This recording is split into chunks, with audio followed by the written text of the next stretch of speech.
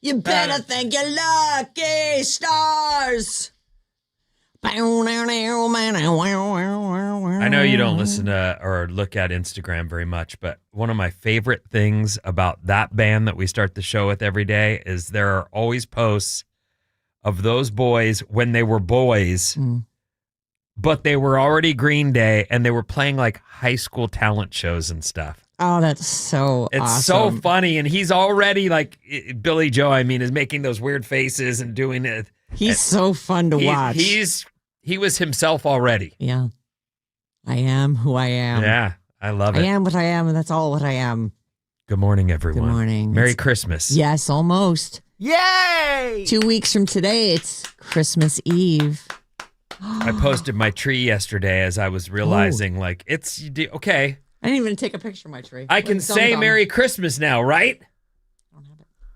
Yes. Oh, yes. Okay. You could have said it weeks ago. Yeah. Well, he tries to tone it down for me because I get like really... people who get a little angry and hot under the collar. I don't want to hear it in August or September or really October. Or November. Or November. Well, here we are. It's December 10th. Merry Christmas, everyone. Merry Christmas. And whatever you're celebrating. Hope you're having a great one. Merry Chrysler. Merry Chrysler. When does Hanukkah start? This year. No idea. It's always wonky. There, I see the research department fingers are flying. Always starts on the 25th of Kislev. The Never mind. 14th. Oh. So it starts like this weekend. Sunday. Wonderful. Okay. Through Happy the Hanukkah. 22nd. Happy Kwanzaa. Happy Festivus for the rest of us. No Whatever one does others. that. I mean, it's cute, but no one does that, right? I think Maddie does it. I like the airing of the grievances. I'm a fan I like the of feats doing of that. strength. The feats of strength, do you? Yeah. All right. What else was... The airing of the grievances is so funny. Got a lot of Get it all problems out. with you people. I finally had my Christmas prep day that I was waiting for because of John's getting stabbed in the eye. How was he doing? He lived? He did live. He survived it. Did he get an eye patch? Oh no, he doesn't have an eye patch. No, I know. I was sort of hoping for that. A little strange. But he is fine. His eyes. A little strange. I mean, he could put the eye patch on anyway if that's what you need. I'm sure he'd be happy to. You ever have a pirate fantasy? You want John to walk in and arg. I bet you could get a whole pirate kit from Amazon delivered by the time you get home. Yeah, wench. You slutty wench. You're going to make him dress like a wench? No, I'm going to be the wench in this scenario. All right. Okay. Yes. John can make a cute wench, though. Oh, I know. He would be actually adorable, wouldn't he? Yeah. A little lipstick on him. Anyway, have we said it's Alice? Because it is, in case you just joined us and you're like, what's happening? We started out with Green Day, and that's that. So we put on the Christmas music. We do these, we don't hang lights on the front of the house. We have these like laser things. Cool. You seen these? They're like a laser projector, and they do like red and green beads. I live in Christmas Town. Of course, I've seen them. Oh, right. Oh, my God. Right. Mine don't move or anything. We've had ours for so long, but we have these two big, they're like pepper trees in our front yard, and they're very wispy. And the trunks are really gnarled and super pretty. So we shine them up into the trees, and then they also hit the house a little bit. And it just looks like fairy lights up in the trees. Oh. It's so pretty. So we checked those as soon as it got dark last night to make sure they were all lined up right. And then we decorated the tree and put up lights in the house, and it was lovely. And then we sat down to every day I watch. Well, on Tuesdays I watch The Daily Show because Jon Stewart hosts it on Monday night, and then I like Seth Meyers' Closer Look. So we did those two, and then I was like, I gotta finish Love Actually because I mean, not that I haven't seen it 50 million times. Tomorrow. Today's the day, buddy, and it's like a 2.5 hour long movie. How long is it? Over 2 hours. Well, I have right? seen it, but I will try to refresh. Yeah, you should. Because every single time I watch it, the only scene I skip is the one with Mr. Bean.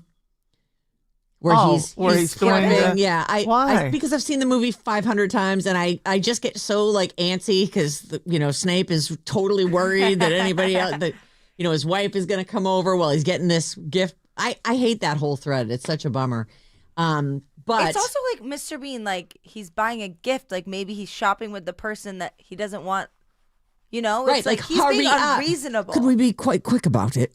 Well, clearly I have to Almost done. rewatch this movie now because I don't know what the hell you two were talking about. Oh, Yeah, jeez. you should watch it. It's a good scene. But I skipped that scene because I've seen it and I know exactly what's going to happen and I know I'm going to be like the Jimmy legs the whole time. Like, hurry up, just wipe this guy out, turn the corner.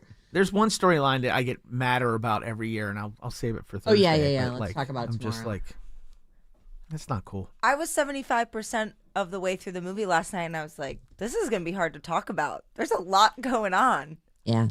But I think I have an idea. I think the direction on that movie is just so great, though. I mean, it is a light movie, but it's just I have a lot of thoughts on it. Who's the talk lady? about it. Which one? There's 100 There's ladies in it. 75 ladies. Emma Thompson. No. The guy, who's the guy? You Keira love Knightley. him. He got a Divine Brown. Why am I thinking Hugh of his? Grant? Hugh Grant. Yes. What? Who's the girl? Plumpy. Who is that? Where the F is my effing coat? Nobody. I've never seen her in anything else. Martine McCutcheon. Yeah. What? Yeah, she's I adore her. Yeah, you adore her, so she's in nothing else? If there's anything to be kind of mad about this film, because it's actually aged pretty well considering it's over 20 years old. Okay. Should I not do this today? What's the film called again? Love Actually. That's what we're doing for tomorrow's big Bob's so watch Movie that, Club. And you know I what? think it's on I'll Prime. save it for tomorrow. Save it. It is. Actually, I might be watching it on Netflix. I don't think so. Really? No, it's on I Prime. don't Okay. think so. Well, yeah. wherever I'm watching it, I'm watching the movie that has the thread of the porn stars, by the way. Yes. We So gotta- you're saying they take that out in some? They take it out when they're going to do it because there's only one other nude thing in there, and it's Laura Linney's character. Briefly. Peacock and Prime. Oh, maybe Check I'm it out. watching on Peacock. And also, of course, you can rent it. And it's worth it if you haven't seen it. I'm so excited. Just I buy already got a it. DM. I already got a DM. Somebody had never seen it. Oh, And they said it's now one of their top 10 favorite movies for sure. well, it's so great, and That's it's what Bob's Movie Club is about. yes, it's fully. It is a Christmas movie, and we'll talk about it tomorrow. Blah de blah. Yeah, we could start now, and I can actually play a song for once. I haven't played a song at this point all week. KLLC HD1 San Francisco, Sarah and Vinnie, Alice's morning show. I'm gonna play one. Do you guys want Rihanna or Alex Warren? Yes. Rihanna. Rihanna it is. All right, hold on. I got to get rid of this one then. There we go. And boom. We'll see you in a second.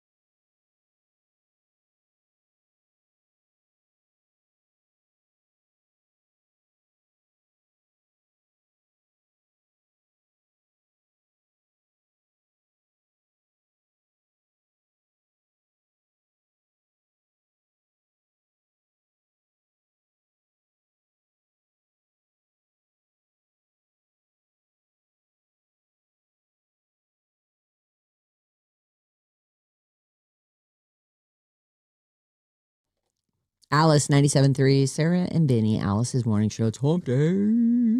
Good vibes and variety. This part of the show is brought to you by Cartelligent. Stop sweating in the car dealership. It is very annoying there. It's like the last place you ever want to go. You just tell Cartelligent's car buying expert what you want. They find the car, negotiate you a great price, no games, car buying solved. Cartelligent.com. Check them out. Nice people. Mm-hmm. So, you remember a few months back, there were some rumors about Pam Anderson and Liam Neeson. They had made it wasn't rumors. They were absolutely pouring fuel all over the storyline that was they were together coming out of what's that dumb movie they made? Naked Gun. Yeah, which I love the first one. I won't even kind of watch this one. I heard it's funny. I loved it. Oh, I thought it was great. I love that like slapstick stuff and Well, just me over too, the but top. it's not. It's the Liam Neeson's not the guy in this. He is very good in this. Are you sure? I'm very sure. All right. He's almost as good in this as he is in Love Actually. Oh my god, man! Oh yeah, he's in the movie, isn't he? Oh yeah, it's a huge part of it. I actually love his thread. The Look at you with your bangs moved off your forehead. I know I'm gonna let him grow out. I know you are, but I hadn't seen you do this. Oh, No, I like it. really? Yeah, no, it looks good. I didn't mean to. It's Go on. okay. It's Liam fine because I Neeson was did actually what? going to jump off this thing as well. Like, age is so brutal. Love Actually is 20-something years old. And there are a ton of people in that movie who went on to do many other things. Some came in as stars in their own right. And then there's just like so many people went on to, like the guy who's in love with Keira Knightley's character. He is Rick from The Walking Dead, and I always forget that's him. As I know because he just looks like some male model, and he's kind of cheesy, and he's so rough in The Walking Dead. And by the way, Ben and SF, you can stop texting this over and over and over and over again. The girl that we were talking about, Hugh Grant's love interest, evidently is big in England, and she plays Tiffany on the EastEnders, which is a big show that a lot of people like. I saw I've that never as I watched looked it up, EastEnders. but she's a singer too. Didn't you find that? Please stop texting me that sentence. Martine McCutcheon? Is I that? respect that. Put some respect on her name. I think she's gorgeous. That's why I brought her up. Yeah. I like her. We'll talk more about it tomorrow. All right. I have thoughts. Well, one day from now, this time tomorrow, we'll be sitting here talking about Love Actually. So, try and squeeze it in today, especially if you've never seen it. It's such a great movie. It's your best pick yet. I was happy to rewatch it. Anyway, Liam Neeson, who is in Love Actually, and Pam Anderson. They are in a movie together called The Naked Gun. So a lot of the speculation about this rumored romance of theirs was that they were doing this to promote the movie, that this was a PR stunt. Always be Brandon. Is that a thing? But he was very early on. He was saying things in interviews before the movie yes. promotion push even started. He was saying things like, I love Pam Anderson and I'm going to marry that Yes. girl. And so it wasn't just a rumor. They were absolutely out there saying this stuff. And then I don't know if they're together today or not, but They are not. But Oh. I do have a full explanation of what the hell went down Thank goodness. from Pam Anderson. Let's hear it. So I, for one, would have loved this to be a relationship. I think I love Pam Anderson. I always have. I love her with makeup. I love her without makeup. I love her when she looked like a cartoon character. I love her now. I bought her pickles. I mean, I love Pam Anderson. I'm still eating her pickles. Hot. So I've never wanted a celebrity relationship more than I want Pam and Liam. But just so you know, in the end, it isn't happening. However, it does sound like Liam wanted this. Here's the story. Pam tells People magazine, if you must know, Liam and I were romantically involved for a short while, but only after we finished filming The Naked Gun. She says they spent an intimate week at his home in upstate New York. She said, I had my own room. Our assistants both came. Even family stopped by. They spent time in his garden, went to a French restaurant where Liam introduced her as the future Mrs. Neeson. The future Mrs. Neeson.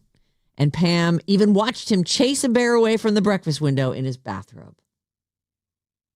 Wow. But In New York City? in upstate New York. It's Oh, very, okay. How is that an hilly and intimate wooded. weekend of? They were banging, I think is what she's getting at. He does have a legendary man area. Like, I've definitely heard the And rumors we about know she that. can handle that. We do, and probably needs that now. I mean, it's Don't say that. just speculating. I know that that's, a Like, common regular joke, guys the are bored probably out like, thing, but I'm it's so sorry that I'm not. She's like, it's fine. Just here, use this. Here, use this. I'm sure she accommodates all the peoples of the world.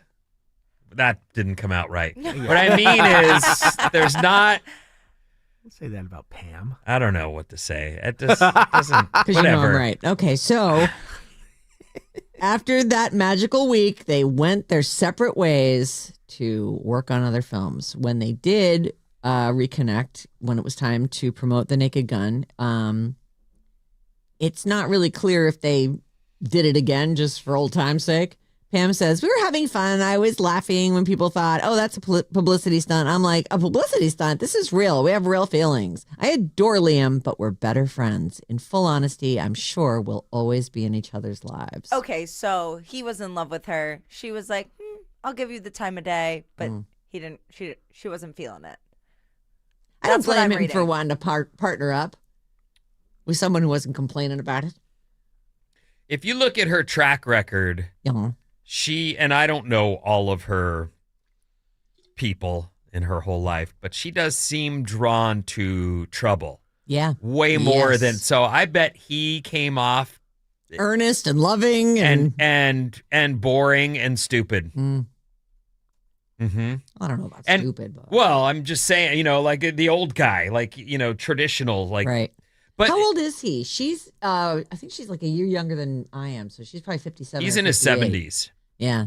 So it's not that huge of an age gap, but as you start to get older, it Well, does become yeah. more I mean, if apparent. you're in your 70s, 10 years from now, you're in your 80s. right. Oh yeah, she's only 58 and he's 73. Oh, well. So 14 years. That's a big gap. It is a pretty big gap.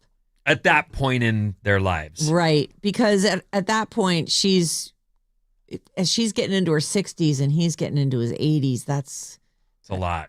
or even mid 70s. It is a lot.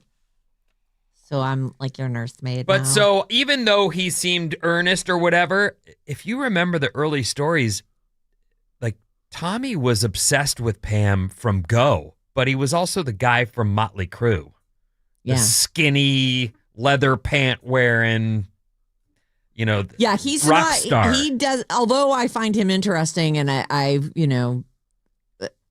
don't care. I'm not in that relationship. He's also not a great dude. No. And then I think did she briefly marry Kid Rock? Yep. And then there was also that Scott Shannon guy. Was that the guy's Scott name? Shannon's a radio guy, but Rick I know Solomon? Shannon. Rick Solomon. That's him. Oh, That's what I'm yeah. thinking of. Oh, no, that, okay, so there's that That's guy. the Paris Hilton Yes. sex tape Yeah. guy. Then there was the guy that she was, after seeing him for a minute, decided to marry, and he was Like the a construction. hairstylist. No, Oh. there's a construction guy, the hairstylist of Barbara Streisand, who went on to become a producer Yes. and became John very rich. John Peters. Peters, right? And that was another one where, what the, Pam, where do you find these people? She married her bodyguard, Dan Hayhurst, as well. How many times has she been married? Oh my gosh, She was married twice to Rick Solomon, once with an annulment. Kid Rock. 6 times. Jesus, John she's Peters Elizabeth doesn't Taylor. sound like it was official though. Oh. But It yeah, didn't 6 happen. times. But it was one of those things that was about to. Yeah. And he was ready to, I think his family was like having a cow over it because he had a partner when Pam called him. Mm. And he went punt and ran for Pam. Well, as you I do. really don't blame. Yeah. I don't either. What? Go She's for like it. a serial monogamist, though, in a way. Like if you, it does kind of remind me of like Elizabeth Taylor with all the marriages and remarrying somebody that you broke up with, and strange. Anyway, it doesn't really. She doesn't give us every detail and dates and times, but they had a relationship, and they're friends now, according to Pam. I'm glad to hear it wasn't truly just a PR stunt. Me too. Although she could be lying, but I was starting to get that feeling that they had just totally faked it. And I didn't like that. We're smarter than that, guys. Yeah, we don't need you pulling your PR stunts on us. And we feel so dumb when we get snagged. So many times I've reported something like, oh my God. And then I'm like, oh, I've been duped again. Ugh. Just make a good movie. Here's another case for picking the bear. There's a Jeopardy guy. Oh. Yeah. Well, dudes. And you have even said this.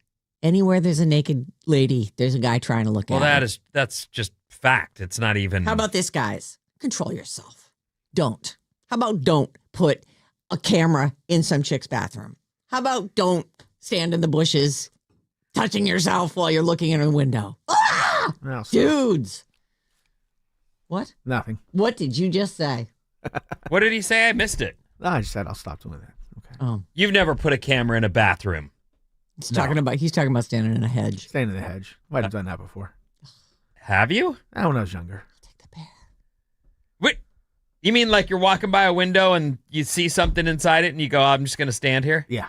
Oh, my God. Well, and in New York, it is just everybody does it. Everybody looks at each other through windows, like because the buildings and stuff. So there might have been some of that happening. I'm going to shut up. There's a former Jeopardy champ who was arrested on 2 felony charges of peeping. The guy's name is Philip Joseph Joey DeCina. He's from Raleigh, North Carolina. Raleigh.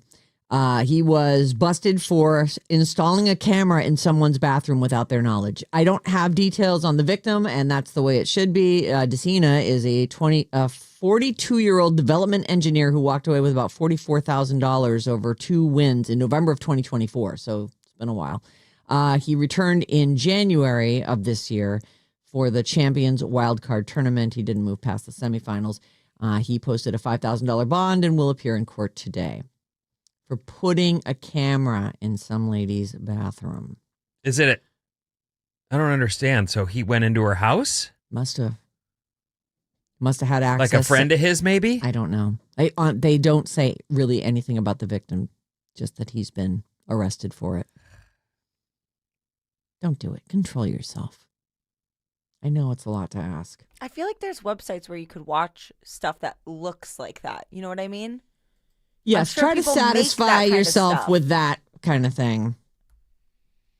I've heard there's plenty of that out there. I've know what heard that I've whatever you're noticed? into is on the internet. Exactly. Just as an observation as a person who's alive in the world today, that there is a lot more pay services and a lot less free services.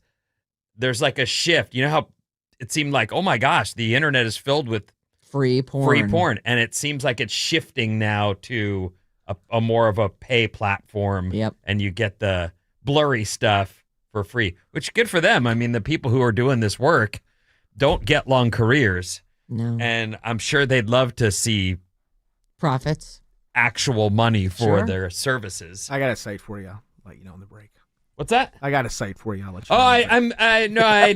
it's just very interesting that they're finally like there's a shift, as there should be. Yeah. Well, it was never free before the internet. You had to either buy the magazine or buy the videotape Or stumble across them in a trash, dumpster. or in the woods.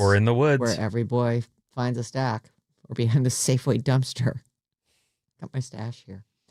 I did not know that. I thought Avengers Endgame was it for this for group that group of Avengers. Avengers. Yeah, Avengers Doomsday has this. It seems like it has the same people in it. Well, some are not with us anymore. They perished in the It's movie. Yeah, clear but still. that they made Oh, Downey Jr. is going to play Dr. Doom. Dr. He's Doom. Dr. They've Doom. made big mistakes with that. Like, I guess the money just blinded them as it was rolling in, and then they finished it. And you guys, you finished it. It's over. But we got 14 TV shows now that we promised. Some of them to were make. really good. WandaVision was beyond good, and then they did like the Falcon and the the Winter Soldier. Winter Soldier, which was I didn't watch that, but I did watch. I watched the Hawkeye one. I liked the Hawkeye I one liked quite it a bit. too. I That wish they would girl, have done another Haley one. Stanfield, Yeah, whatever. Steinfeld. He ran himself over. Yeah, but that I did enjoy it, and that's a By the way, that's a Christmas themed one. If you want to watch an Avengers thing for Christmas, watch that. There's so much better stuff to watch. That's true. Pluribus is really interesting. Pluribus. Whatever it is. Pluribus. Work. Right. Endgame was released in April of 2019. It demolished one box office record after another, and they are going to re-release it in 2026 ahead of this new film, Avengers Doomsday, which follows on December 18th. So it looks like, and they're going to rerun a couple things here. So so Avengers Endgame is going to be released into theaters again on September 25th. Before that, Spider-Man Brand New Day, which debuts on July 31st, and then Avengers Doomsday, which follows on December 18th. So that's what that studio has, the Marvel universe. The Spider-Man movies with Tom Holland are solid, like all of them. He's good. Yeah, I'm looking forward to that. And I really have grown to like him, even though I've only seen him in the Spider-Man movies. So it looks like Chris Hemsworth's coming back as Thor, Anthony Mackie as the new Captain America, Sebastian Stan as Bucky Barnes, the Winter Soldier, Paul Rudd as Ant-Man, Tom Hiddleston as Loki, Letitia Wright as Shuri, who took over the Black Panther. In Wakanda Forever, she became the new Black Panther. They're sticking with the guy who took over the role of Captain America. Okay. Yes. Interesting. It looks like there's also going to be superhero teams from Thunderbolts, Fantastic Four First Steps, and the return of the X-Men, like Patrick Stewart's Professor X, is that his name? Yeah. Charles Xavier. Is he going to play and it? Magneto is going to be looks like it. Whoa. I know. So there you go. Oh my. Turn that off. So in case you were like, oh, I'm so sorry, there's no more Avengers movies. No, fret not. They're coming your way next year. All right, what do you got coming up? The ban in Australia has begun, so I've got an update on that, and also mistletoe news and more after these.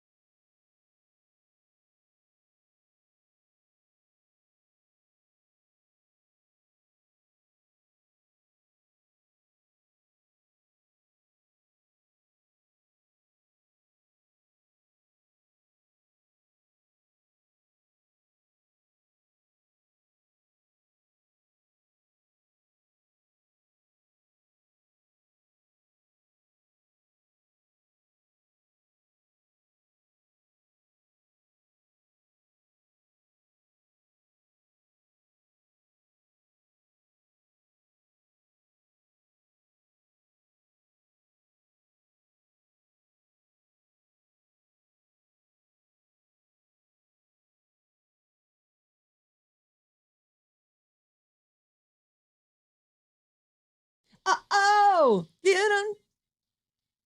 Oops. Oops.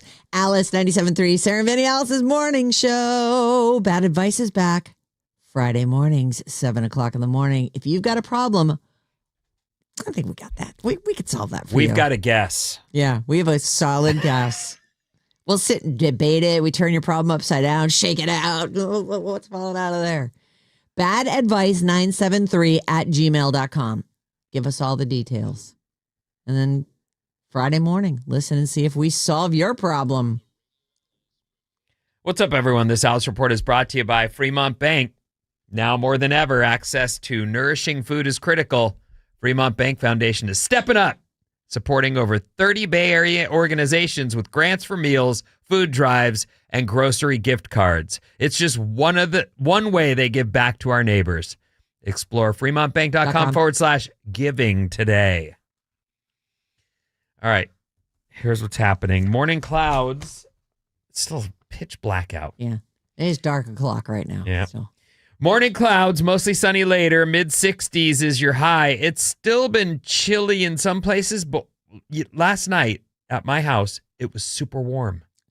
Oh. And I guess because we're in a valley or something, but super warm. I saw an article about this. Like how warm? There's like a little pocket in like Big Sur is where it is the most. It's like 70 degrees in Big Sur the last couple of days. Like it's been super It was nice. 75 at my house and 10 degrees colder at the beach. You're in that. It's just a weird little pocket that the way the storm's coming and it just goes around there. But yeah, you're in a good little spot because everybody else we're freezing. Yeah. We're freezing So in the East Bay. 45 degrees at my house yesterday. This all is the day. coldest it's ever been since I've lived here. Oh, how long have you lived here? Well, that's probably not true, but that's how it feels. Well, no, there's this been is some record-breaking cold days, actually. Yeah. If only we were San getting Francisco snow. specifically. My God. You know what? So I read something this morning before I even left the house about how there's no real rain expected past Christmas.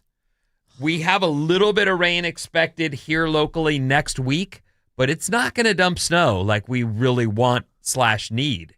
So Where's the Arctic vortex when you need it? We always have these seasons. We just haven't had one for about 5 years. Yeah. We've been in that La Nina, just dumping rain, dumping snow. It's been wonderful, actually. But we're maybe in a different pattern now. I don't know. But no real snow expected. And the people who are just itching to get up there, they're making it. But it's not that feet of snow dumpage we need. And that fresh powder. Right. Anyway, so there you go. Right now, mostly cloudy in the morning, mostly sunny later. Mid-60s is the high, although it's going to be 70-something at my house, which I don't mean to mention, but there's a weird thing happening. So are you just fully in a valley and it just traps? I don't know. Normally, there? it does not normally happen like that. But I walked out last night to do a walk around to make sure everything's locked and good. Oh. And I was in a T-shirt going, this is abnormally warm. Strangely weird right here. I mentioned it yesterday. It begins today. Australia has banned social media for kids 15 and under. So if you hit 16, you're good to go. But anything younger than that. The new law goes into effect today that bans all social media for kids 15 and under. They're the first country in the world to do it. It includes age restrictions on all major platforms. That's Facebook, TikTok, Instagram, Snapchat, and even YouTube. Oh. Which YouTube for kids has become the absolute TV of choice. Yep. And I use the term TV jokingly because it's not TV. They're watching it on a phone or an iPad or an iPod. The new TV. They'll be in front of a TV and watching their phone and the TV's off. Right. No desire. So wow, it's going to be interesting to see how this works. Just like you'd expect, some kids are already working on how do I beat this system? How do I get what I want without my parents or the government knowing? Right. Some children are already said to be fooling age estimation technology by drawing on fake facial hair, using parents or older siblings to dodge the ban. Drawing on fake facial hair. I love that. Well, It's you like- try anything. It's like that trope where 3 kids stand on top of Yes. each other with a big With trench a coat. trench coat over them, yeah. That is universal, isn't it, From today on in Australia, mate? the social media sites face fines of up to, well, they face big fines. Yeah. Millions of dollars in fines if they fail to take reasonable steps to remove accounts of the banned teenagers. So they've really not put it on the parents, which is helpful, I think, in that most parents are going, how am I supposed to, Right. like, help me out here? You want to put this ban in place? Do me a favor. And they have. So we'll see how this goes. It's going to be interesting because I know It's that a really hard thing to police. I can see, a 1,000 workarounds, potential workarounds. You start thinking about it and you can come up with them. and I mentioned it yesterday, but there are a lot of little influencers out there in Australia that just lost their gigs. Mm-hmm. And I don't know, I mentioned the story specifically about my own kid who watches a little Australian young lady and her mom. They play with dolls Right. on camera, and that's what my youngest YouTube watches. thing you said? It's a YouTube thing. Right. So probably the out there is that the mom is the one who's making all the money. The off of mom's that thing. running a business, and I Mhm. mentioned it yesterday, but there's this little girl does appearances. Right. Like meets people at hotels. They can all get hotel rooms or whatever, but it's a 3-hour appearance this 9-year-old girl is doing where she brings her dolls and you can bring yours, and they read. Interesting though to think that if you like that is for kids. Like the mom is running the account, and so it's her account, and technically she can continue. But if your audience suddenly goes away, and are they going to cancel these accounts? Like YouTube has to be in charge of making sure that you're of age, and if you're not, your account gets deleted. Like these people are going to lose followers. There's not going to be anyone left to watch them. So maybe it does accomplish the objective. Well, You can get around it and still have your account, but if nobody's paying attention to it or commenting or interesting. parents whose children have large social media followings and use online platforms as part of their businesses raised alarm over the financial impact of the ban. Simone Clements said the social media ban would come at a financial cost to her 15-year-old twins, Carly and Hayden. Carly's an actor, model, dancer, singer, and influencer, while her brother is an actor and model. Both have used social media to grow their following online and income stream. So evidently, YouTube is part of the ban, but YouTube Kids is exempt, which I didn't even know there was a YouTube That's Kids. the only one I let my kids use. So she should be okay. She should still have her girl with the dolls because that one's exempt. That's the only one that's exempt. I'm actually okay if the girl with the dolls goes away because I think that all of it should go away for young kids. The pressure on kids to be watching the same thing. They all talk about the things they watch. Like I remember Isla talking about some guy named Queso.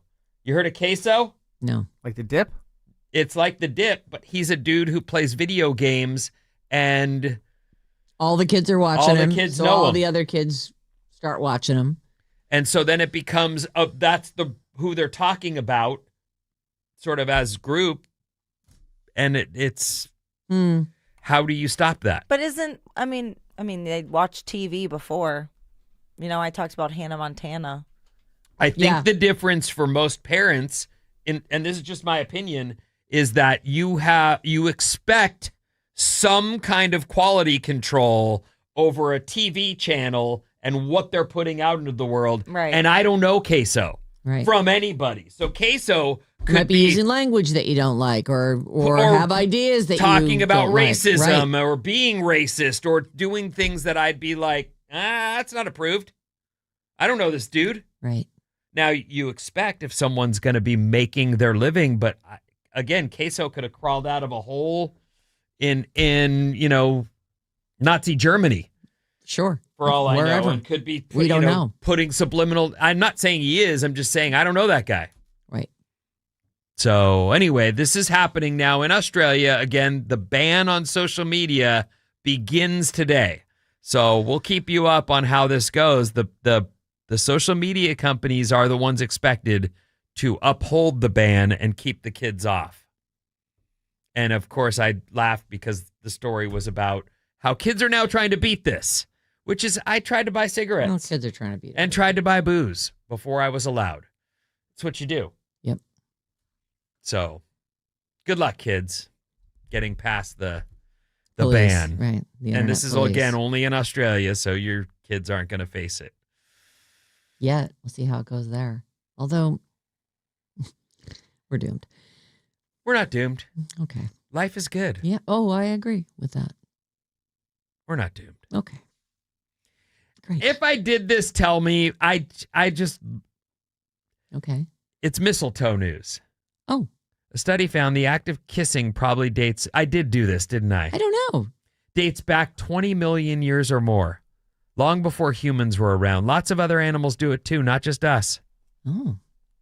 Like what? They're still not Lots? sure why we've evolved into kissing, but I'm sure.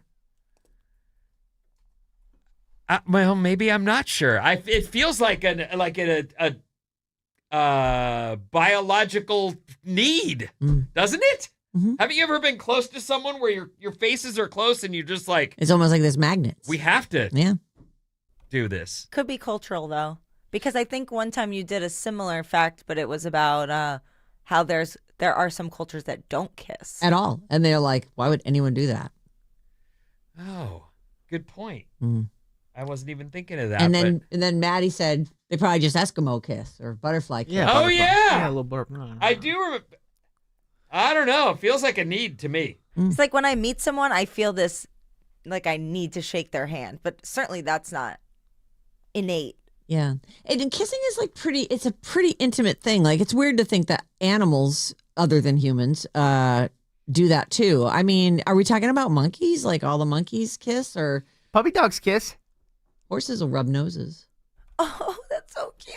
And I'm sure dogs lick. That's in a way that's sort of, you know, how dogs and cats like lick each other Yeah, but they're collecting information. about mice or something, or About Actually, each when other. dogs kiss humans, it is actually a form of affection. They did a study. Okay. French affection. Yeah, I don't know. That's a weird one, but I definitely have felt that pull. Okay, so back to mistletoe. Oh, it just says study that's not even about mistletoe. It's just about kissing. Oh, Wow. Oh, Sorry. wow. What's that called? Lying? That it was going to be about mistletoe? Yeah. I was told us excited. a mistletoe story. We're like, oh, none of us knows anything about mistletoe. I literally typed down for the notes in mistletoe news. I will look up. I did too. I will get you guys some Get out of here. You did not. well, they logged the whole show. Mistletoe news. I will find mistletoe news for you guys Well, it is Christmas for time, the rest Vin, of the season. as you always insist. How about a fast fact? I love fast facts. You know that. The piece of metal on the end of a pencil that holds the eraser is called a ferrule. Ferrule. Spell it. Ferrule.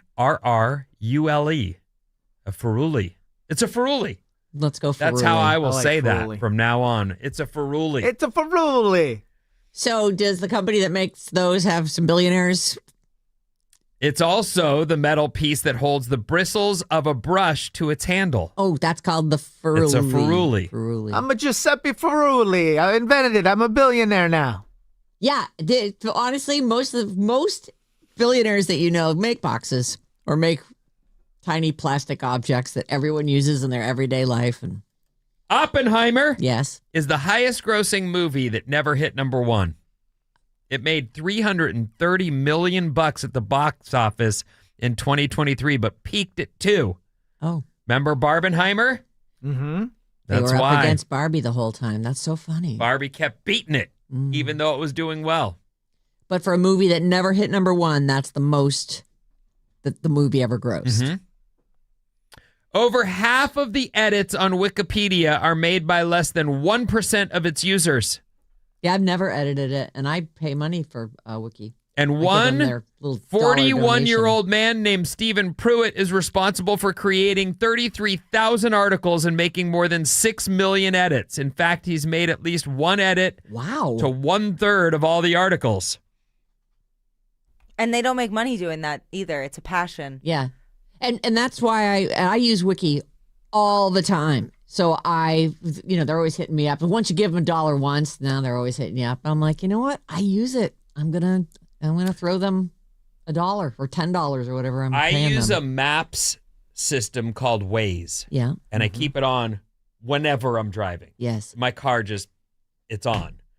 And that thing, there are people out there, I'm going to guess it's also another one of those, like, very few people actually are out there reporting on the things they see. Yeah. That thing tells me when there's fog ahead, that thing, and it's because someone reported it. There's a car, on the Stalled side on of the road. side, right. There's a speed trap. There's a policeman ahead, and every time I'm like, let me pull off the gas a little. And every time I roll by like, how you doing? It's great. It's really bringing revenue down. But it's in only the ticket industry. I've never even thought to sign up and start reporting. No, I would never. Yeah, I don't review things. I don't either. I do. You guys, I got to tell you something. Oh. I've been thinking about telling you guys. Oh, maybe I can't now because we only have 1 minute left. So my sister writes reviews. Like, she's into it. She's built a profile, and there might even be people who follow her reviews because they like her sensibilities. That's one of the things. It's so different from what you're saying. She always puts on reviews on stuff that she buys on Amazon and stuff. There's a name for it, but I can't think of what it is. Super reviewer. She gets free stuff. Every day there's a list of things she can have for free based on the things she likes, and all she has to do is review them. And apparently this is a thing. And some of the stuff is huge. Like, she just leveled up to something where now some of the stuff is like $500. You can have this as long as you read a review. She deserves that. That's really important work that none of us She'll do videos. She'll take pictures of the thing. She'll write a bad review. She's honest about it. And it's crazy how stuffed her house is getting with the things that she's bought that she uses. She's a massive crafter. She should sell them on Facebook Marketplace. She does. Wow. She sells a lot of stuff that she gets for free off of Amazon. Huh. And it's apparently a thing that is like lots of people are in that club. She didn't sign up to try to get in it. She was just reviewing all the time. I know. But it feels like getting free stuff taints the review. You get it for free and you do the review and you do an honest review. And also if people like your review. So you put effort into it. That's what I'm thinking is there are people who probably like her. Like, right. Oh, this person, I trust their... Yeah, I trust their reviews. Let me see what, Teen says. And there's Tina going, right. I don't like it. Wow. I know. 800-400-3697. That is our text number, and Maddie's on the show. Sneak a couple in here. This one, thank you for starting my day with this, 408. Maddie is the Jar Jar Binks of the Alice Morning Show. I'll be glad when you guys replace him. Thank you for that this morning. Really. That's mean. It's Jar Jar Binks was. It's a good burn. It's a good burn. It's pretty solid. I saw this conspiracy theory that Jar Jar Binks was actually like the Sith Lord above the Sith Lord that's in the movie. It was really compelling. I'll post it on my Instagram story. Oh, please do. It's hilarious. For the nerds out there. Another great one, Maddie. So you're secretly, moving the pieces around. Are these comments that are being made because of our live stream? I don't know. Here's one definitely from the live stream. Maddie, quit licking your lips. It looks like you're planning to eat Bob for breakfast. Okay. I will try not to do that. Let's see here. Vinny, as a Waze user, you can report things at any time. Just press that little warning triangle. I know. I just don't. But that's what I was making the point that there's like 1% of the people does the edits on Wicket, and I bet there's a small percentage of people out there who are, really on the Waze like reporting thing. Yeah. I'm just gonna drive. And 650. I feel better about my kids watching TV because there's character development, theme, conflict, etc., rather than consuming short clips with absolutely no depth. But also, you don't know the person that's doing that content. So if they it's not regulated by anybody. Right. And if they drop the N-word and it's just part of what they say, your kid's watching that thinking, this is normal. Meanwhile, I don't know that guy. Mm-hmm. I couldn't find him if I tried. I'm not saying that's happening. You'd think it would hurt business, but I don't know. I don't either. What's coming up in the trash, Sarah? It's a thankless job being the president of your HOA. Plus, what can movie theaters do to make you come back?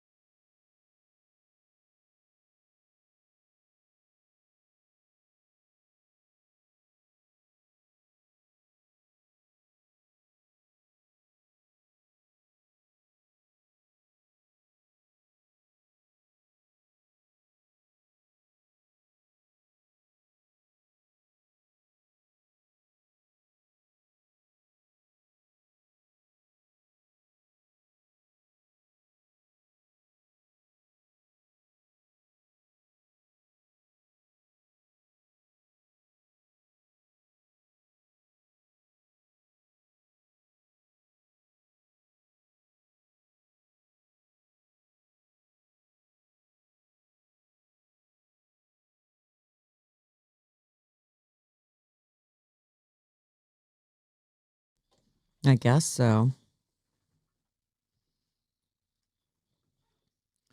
Alice 97.3, Sarah and Vinnie, Alice's morning show. Happy hump day. Good vibes and variety. In an hour.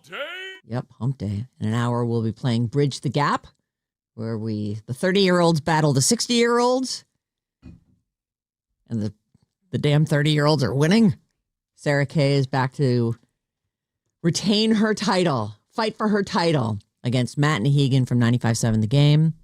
You got your questions ready? I sure do. Can I give him a look over? Sure. Do you want to come look? Well, I don't need to this second, but I'd love to. Yeah. Just in case there's anything that. And you feel free to come up with. I mean, it actually. Bob and I were talking about this a while ago, but she was saying the thing is, a lot of the stuff I can ask her about, we were alive and she wasn't.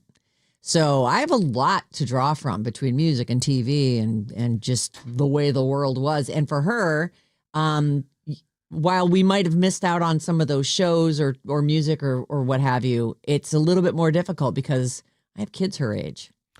I agree with that, but I also think we're doing a good service for the youth of America in that.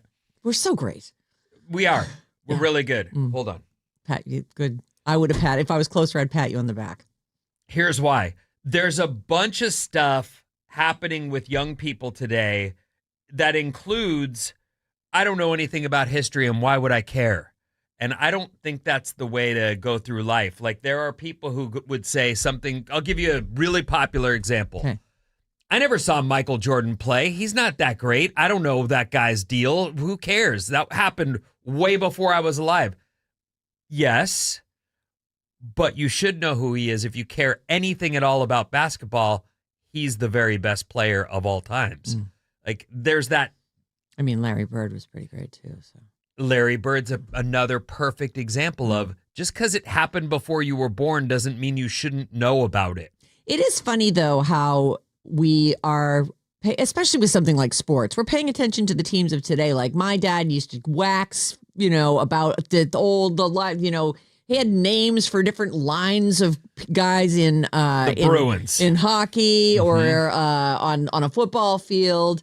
And then you would sort of hear those names, but I never saw most of those guys play, and I wouldn't, and I don't care. And if I'm going to watch hockey, I'll just watch the game that's on today, and I know how that game turned out. It's again, I don't think that you have to know about the history, but you can't comment on who's the best if you have no idea who played before LeBron James. Right. It just, your opinion is. So you feel that the service we're doing is to remind people that there was stuff happening on Earth before they were born. Before you were born, and there's no reason not to know about it. That includes music. A bunch of music happened before I was born that I never listened to Led Zeppelin growing up. I went back because a girlfriend of mine loved them and heard it and went, oh, these guys are pretty good. Yeah. This Led Zeppelin's not bad.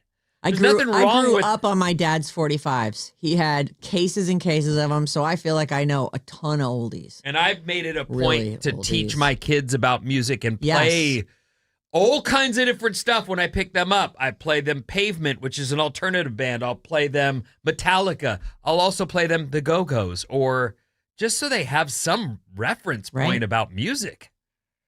Joan Jett was a badass rock and roll lady. Not everybody has the same priorities, but whatever their priority is, make sure that your kids know something happened. And history is such a strange thing. Like, to me, World War II seemed like a absolute ancient history. It was 20 years before I was born. 20 years. And 20 years ago, it was 2005. Like, it's incredible. That's a great example of exactly what I'm talking about. Right. We may not use that as a pop culture, radio game. Right. But there's another example is you realize our kids growing up today have no idea that when we watched the Olympics, there was East Germany and West Germany. And Germany had a wall that divided it, and they were half commie and half free. And that went on for over 40 years, right after World War II. Like, Germany. It's crazy. What is going on with you? Like, but no one sort of makes mention of it today. Sure. Oh, I am now. But I mean, that's one of those Berlin weird Wall. things. We came out of World War II. You two that country, divvied itself up, and they were commies for 40 years before they finally went, we should tear down the wall. Tear down this wall. What does he say? Mr. Mr. Gorbachev. That's it. Tear down Down this wall. or whatever. Yeah. And then they finally did. And there's little pieces of it all over the world that have been put in different places and what memorialized. What a weird reaction to I know. coming out of everything you did in World War II. Just to Well, divide the- weirdly, even the breakup of like the USSR, like that's to kids, that's ancient history. Like, Anyway, I think we're doing a good service. yes, we are. Things happened before you were around. Just in case you're wondering, someday, 30 years from now, when Bob's sitting in my chair, and she's got some 30-year-old girl who she's like, you're like a daughter to me. And that girl, and she'll be talking about, the Jonas Brothers, or I don't know, LYLAS or whatever her acronym was. And the Taylor kids, Swift. I'll be talking about Yeah, Taylor Taylor you'll be Swift. Swift. talking about Taylor. Yes. But it's, those kids will be like, what? Things happened before I was alive? I mean, I opened my eyes and life was in front of me. I didn't look back. Come on. Okay. Wow. So 7 minutes later, here we go. This part of the show is brought to you by Fall Out Boy. We've got tickets this week, and it's a really cool show. Maddie was telling me this is Super Bowl related. Yeah, so it's a show before the big game, and Oh, sorry. I'm not allowed to say Super Bowl. you can say it, I guess. It can't be involved in giveaways, Right. for okay. sure. It's before the big game. But it's Right. one of those shows where it's only for certain people that have a certain credit card, and then they have a few tickets that they've given to us to give away to listeners. So you can't just go to you this can't show. buy this show. You Right. can't. This is This Regency. is so some credit card company bought this guy and had him put on a show and said, "You're doing this for our audience." I believe it's Wells Fargo. But they the Regency is a small venue. Right. This is a really cool show. Like if you're a Fall Out Boy fan, like because I went to the show that Metallica did before the Super Bowl last time, and it was awesome because it was not a big. It was a smaller crowd, and everybody's got Super Bowl fever. It's really cool to go to these shows before the game. So this is a really good ticket to get. So 9 o'clock in the morning, 9:05, we'll do it. Mason has you at 12:05, and Jane has you at 5:05. We're going to give you code words to win tickets to this Fall Out Boys show. And you take the code words to radioalice.com, enter it in, and you could win tickets to Fall Out Boys private concert before the big game, February 5th at the Regency Ballroom. You have to win to get into this special event, courtesy of Red Light Management. Do not sing Roxanne. I want to mention that we are live on YouTube every day now. All 4 hours of the show How you doing? are up there for your enjoyment and remain there, right? So if you want to see something from yesterday's show, you can go find it in yesterday's live 4 hour long YouTube cast. What do you call it there? Video cast? Video works. Okay, just video. You go to youtube.com/@RadioAlice973. You can actually just type in Alice973 and it did pop right up for me. But please, won't you subscribe I did. I went and subscribed. and bookmark? Let me see how many subscribers we have now. 3.29. That's great. Keep it going. I want to hit 10,000 by Christmas. So hurry up and tell everyone you know. Oh, look at that. It's a still, but it's from today. That's the shirt I'm wearing right now Oh, when I pulled it up. why is it on a still? I mean, I guess it's, when I pulled the cursor over it, it's started gone going. live. Oh, funny. Yeah, let me see. Yeah, there we are. Yeah. Maddie has a weird sweatshirt on today. Yeah, what is that, Maddie? It's from Tribe Called Quest. Can I kick it? Yes, Yes, you you can. can. And it's Lucy I love and them. Charlie Brown. I've got a couple compliments on the stream from it. People It's like it. it's Oh. so new. It's super shiny. It almost like it's a black hoodie, but it looks like it's a chunk of a yellow rain jacket cut out. It's like that vinyl-y and shiny. It's fun. Thank you. All right, there you go. Thank I love that band. You In can- fact, if anybody's out, speaking of history, if you're listening to modern rap, go listen to these guys so you understand there's something else out there where they actually are good. Well, you can check it out right now on the live stream on YouTube.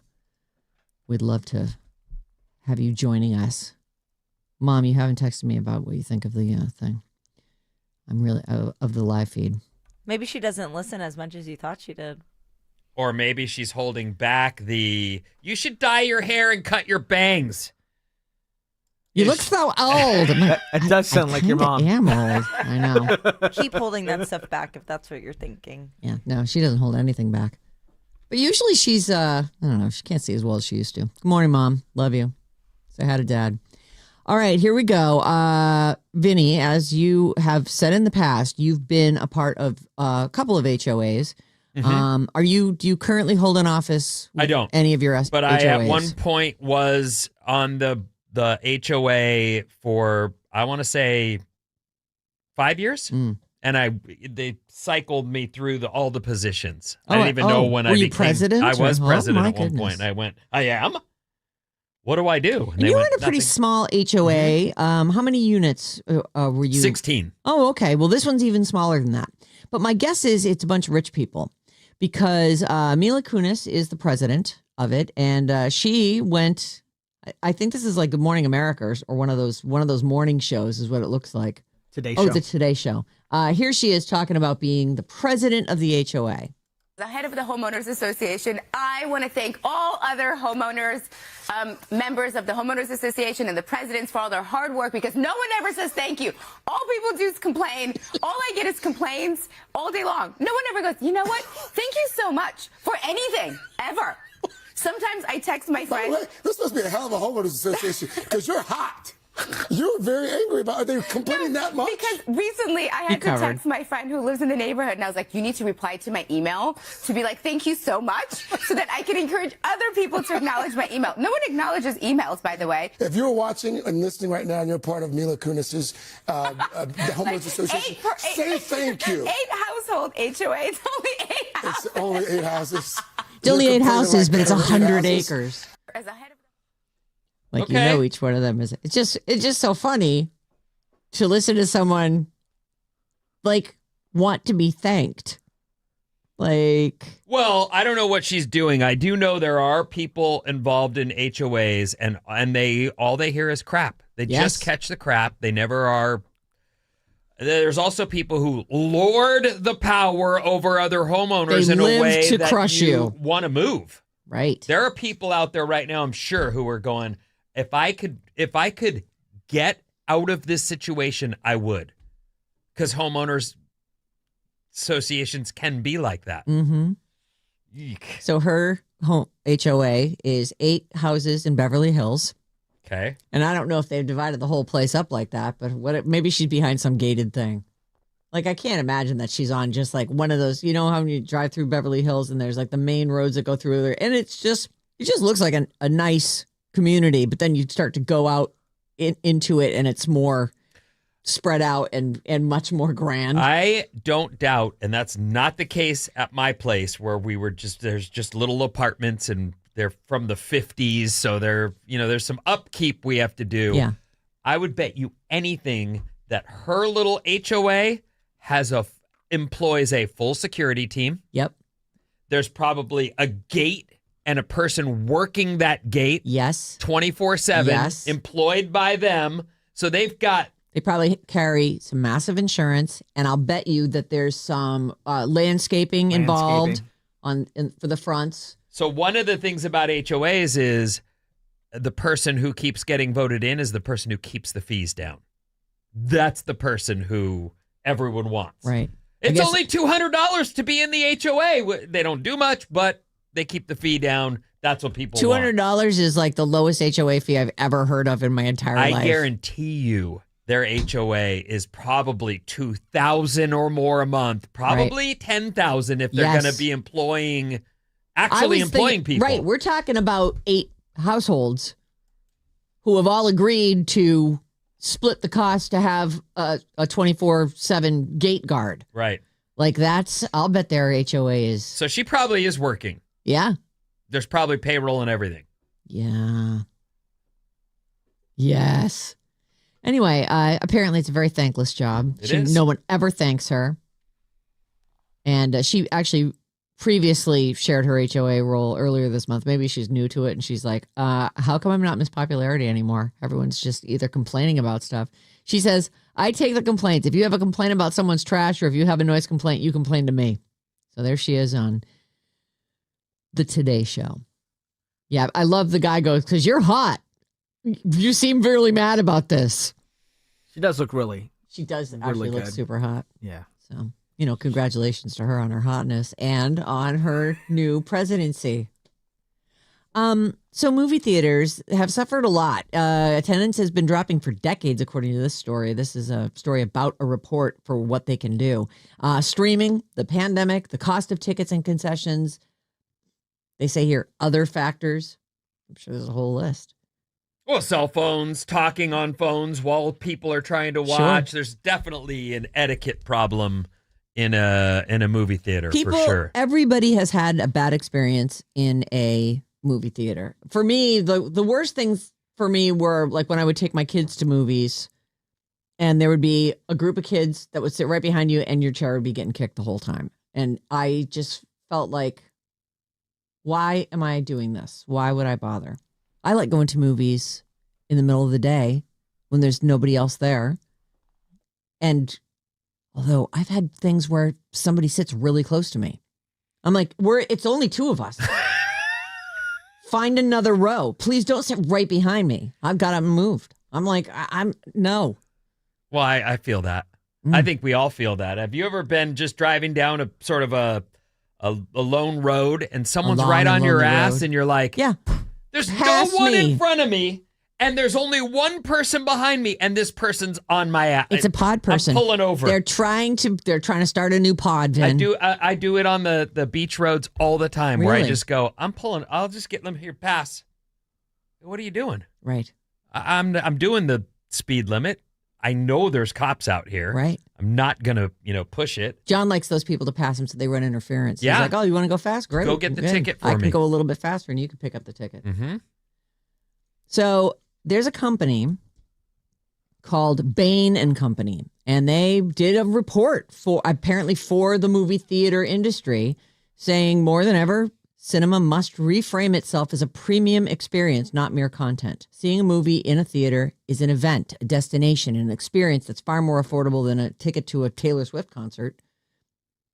They say here. That's not my quote. I don't miss drinking because it caused me so much problems and, there's fallout from that I still deal with today. And I don't sit around going, oh, I wish I could have it. But I never drank a beer in a movie theater. And I see that. Yeah, people doing that. And I think that's the move. That is one of the ways you get people to come in here is when you can serve them. Yes, there is Alamo Draft House is a good example of this, where there's actually some pretty good food and really comfortable seats. You can get liquor. But that can also be a problem. Like there's this place that we go to when we visit my parents, this movie theater, and you're basically sitting at a table. It's not as comfortable, and it's disruptive when someone else is placing an order and there's someone coming through with a flashlight. And there's there's a happy medium there. Because I'd like to get lost in the movie. I like to. That's why I bothered with the big screen, because I want to be immersed and not be listening to people chatting about how their chicken's not cooked right or whatever. Agreed. I think that they've tried a lot of that experience stuff, but to your point, it's all distracting from the reason that you're there. Right. I think the comfy seats are pretty cool. The recliners are cool. I like when you can sit comfortably next to someone, like on a fun couch like a couchy recliner. Thing, yes. But it's about the screen. Like, make sure the sound sounds good. Sometimes I go and it's too freaking loud or not loud enough. I can't even hear the dialogue. Make sure it looks good. Right. Sometimes I pay to go to the movies and I accidentally get one of those tiny theaters like at Kabuki. And it's like, it literally looks better at home. I'm all about IMAX. The movie theaters are not doing well. IMAX is doing insanely well. They're growing really fast. They're adding way more screens. That's the future of going to the movies. Yeah, it'll be... You'll probably go to fewer, but the ones you go to will be epic. And you can charge twice as much. Yeah. Anyway, they did this whole huge study on it. But I just don't know what they can do to save like movie theaters in general. We don't do it the way we used to. We just don't. And it's so expensive to go out for food already, and now I'm going to buy a $12 bag of popcorn. It's crazy. Probably more than $12 now. What's coming up in the news, Vin? Intimacy, dating, friendship, and more after these.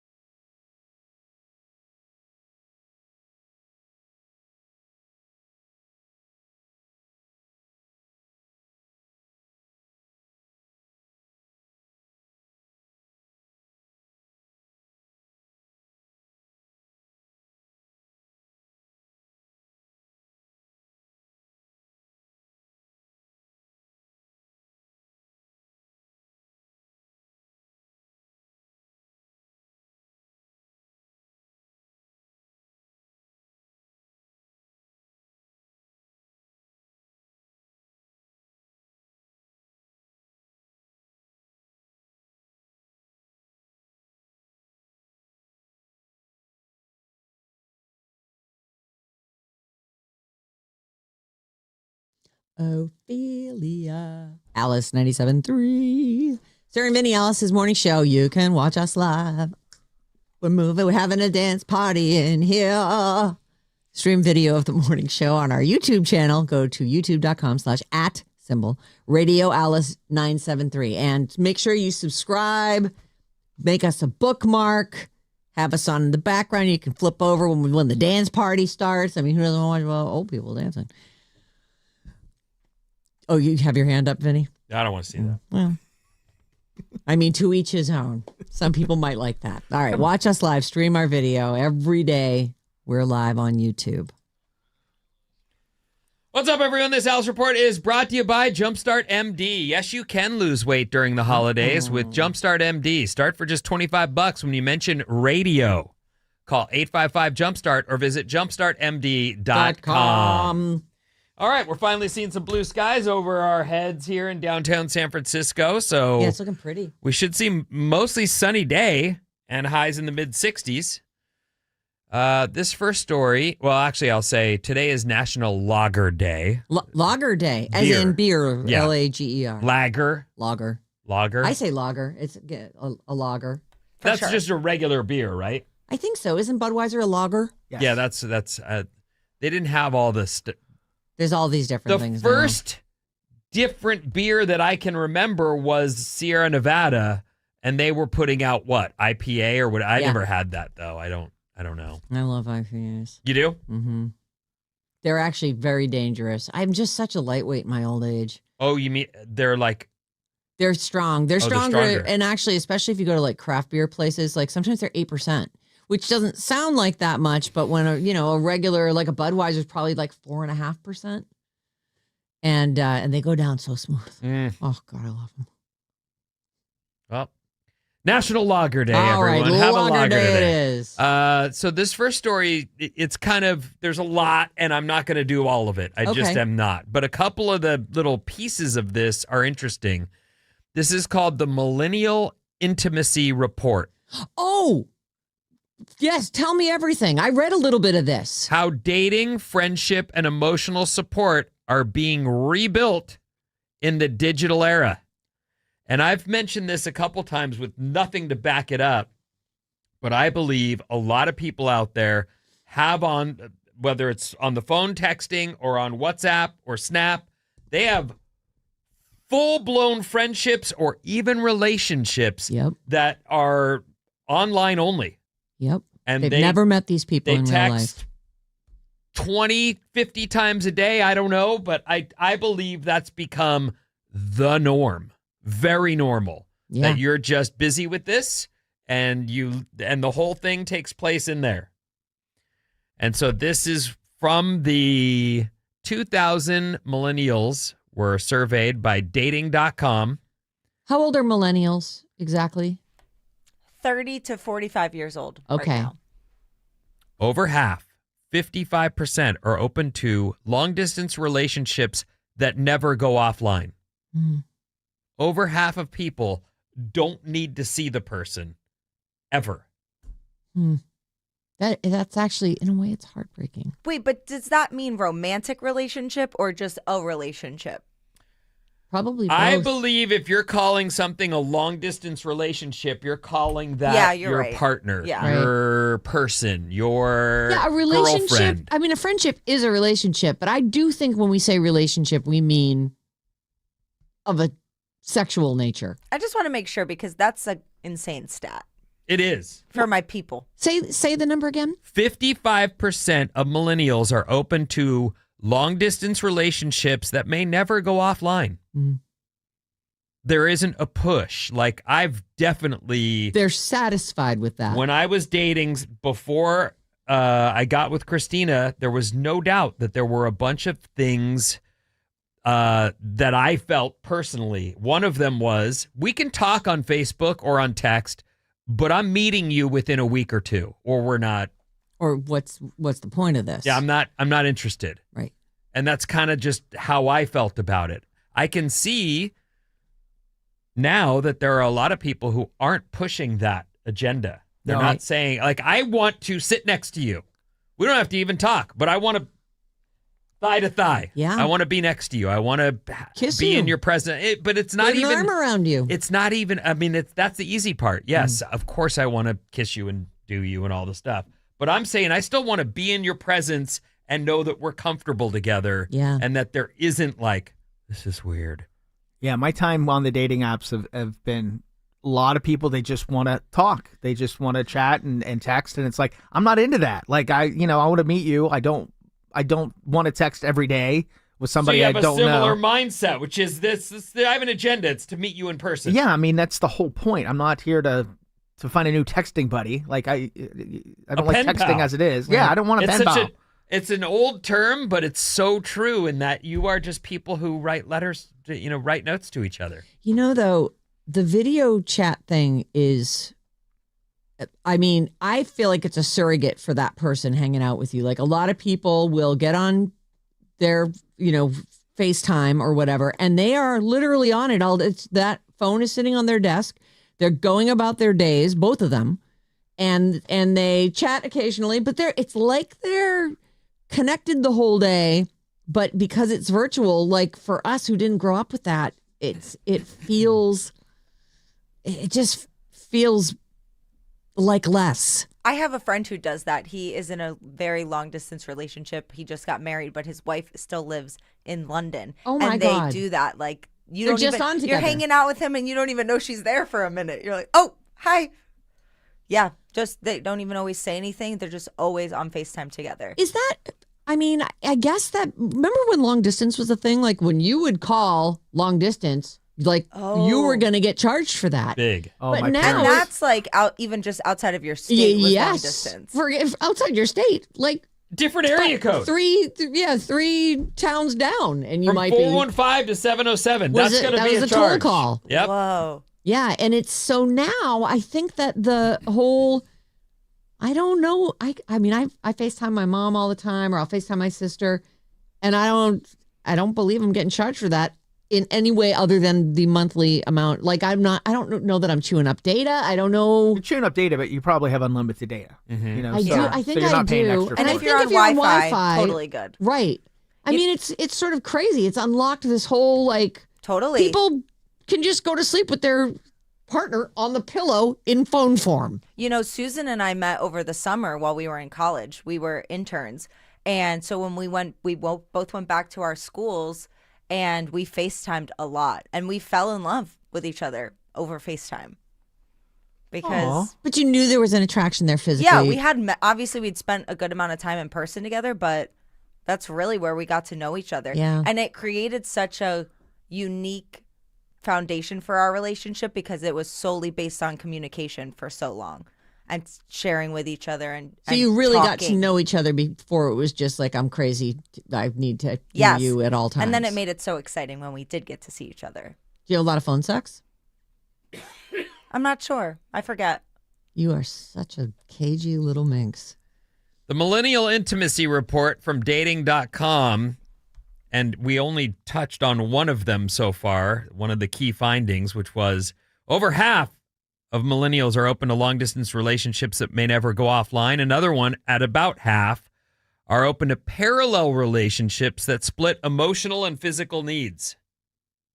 Oh, what does that mean? I believe it means you either have a partner that you live with or are together with in some way, shape, or form, but you also have a separate relationship that's more about emotional needs or whatever. So it's Parallel more of like a relationships. friendship? I kind of. This one except takes care of my emotional side. This one takes care of my physical side. I'm gonna venture that because this is dating.com, because this is about, how we're doing navigating relationships, that this is more about, they're saying, parallel relationships. You might have a real one that is physical, but you might also be farming another online partnership that is solely emotional. I think people do that a lot at work. They have like somebody at work that is their work husband, work wife, who they have, Right. they spend all day with, so they form a relationship even though it's not. It not remains physical. platonic, right? Here's another one right off of that. 40% consider it acceptable to have a platonic online soulmate while you also have a relationship. I don't like that soulmate part, though. John, I don't think John would go for that. Well, here's one of the things that I believe. I And this don't is think why I would either, actually. I believe this is why relationships kind of go this way. Relationships are messy and hard sometimes, and you might be with someone who has a temper or just isn't a yes person for you at all times. But an online relationship, there's no conflict. You're never going to see each other. Right. That person always says, I like what you did there. Oh, you're the best. You did a great job with that. Because what's in it for them to start a fight on the phone or on a text? There isn't that. I don't think there's that conflict. I think it depends how much you're talking and what kinds of things you're talking about. Yeah, I bet you people break up like that all the time. Oh, really? Well, but I see what you're saying. Like that if you were like, I wouldn't even want this if it wasn't drama free. And so Like you're there for the good. yeah. You're not there for the So the if you ups and weren't downs. getting that, you'd be done with that. I think. Maybe. I mean, I'm guessing. Right. I'm I don't want to be hazarding in a guess. fight with someone I've never even touched in real life. I've never heard of a parallel relationship until you just brought it up. But I do think there's something to be said for, like, you have a friend who, you know, maybe it's movies. You really connect on movies and you have the same taste and you can talk for hours and hours in depth. And then you have another friend who you're really into going to cool new restaurants with. So I do think there's something to be said that we can get different connections with Right. different people in our lives. Well, that's definitely true, and there's room for all different kinds of friends that you have Right. things with in common. I just don't. I mean, these feel like they're trying to say that these are more than They're crossing the line friendship a little bit, relationships, yeah. right? Yeah, Like for they're- sure. But why is that so different than having different friends? Well, truthfully, I guess it isn't, and I think it's conditioning. Like I would not put up with that if John had some girl he was talking about with whatever, even if it was pickleball, something I care absolutely nothing about. Like no, I don't want you. I don't like hearing you laughing and giggling with some girl in another room. Yeah, you guys are supposed to be each other's everything. Yeah, and maybe that's just not the way things are going to be anymore. That's the point. These are the young people of today. This is a survey from dating.com. These are millennials. And another one on the list, and then I'll move on because there's, like I said, there's a ton of this. It's called the Millennial Intimacy Report from dating.com. Let's put that up on the Sarah Vinnie Facebook page. I hear this term a lot from my friends. From V used to say this too, that dating makes them feel disposable. The dating apps, sorry, make them feel disposable. So you can be talking and then just now you're not, and you're like, I got ghosted, but I didn't even get. I don't even know why I'm invested in this. What am I? Right. I thought we were talking and on our way to going on a date, and then just poof. Right. Over half have ended a relationship over a minor ick, and they're calling this part of the disposable dating culture. Mm. And a minor ick, I don't know exactly what that refers to. Well, it could just be that they said something that, didn't resonate with you it could be something that's not politically correct or just some opinion that they have about something that sort of you were like, look, I don't like what you said about that. Well, I had somebody, I didn't text her enough, evidently, and she canceled the date on me. She's just like, you're not a good communicator. You're not communicating enough with me. And I'm like, that's a red flag for me anyway. Like, okay, well, I don't have the time and bandwidth to give you the attention not giving you you the need, daily evidently. check-in. But still, it was kind of like, I liked her and she liked me. We went on one date and it went good. But yeah, I didn't communicate enough after that date, evidently. I don't, the ick term, I understand it entirely but maybe I don't, because I feel like an ick would be, well, I've got this boil and it's been here forever. And it's a thing you got to just don't look at it, or I'll put a Band-Aid on it, or a thing. Like, to me, that's what an ick would be, is the thing where you're all, I can't get over that gross thing about you.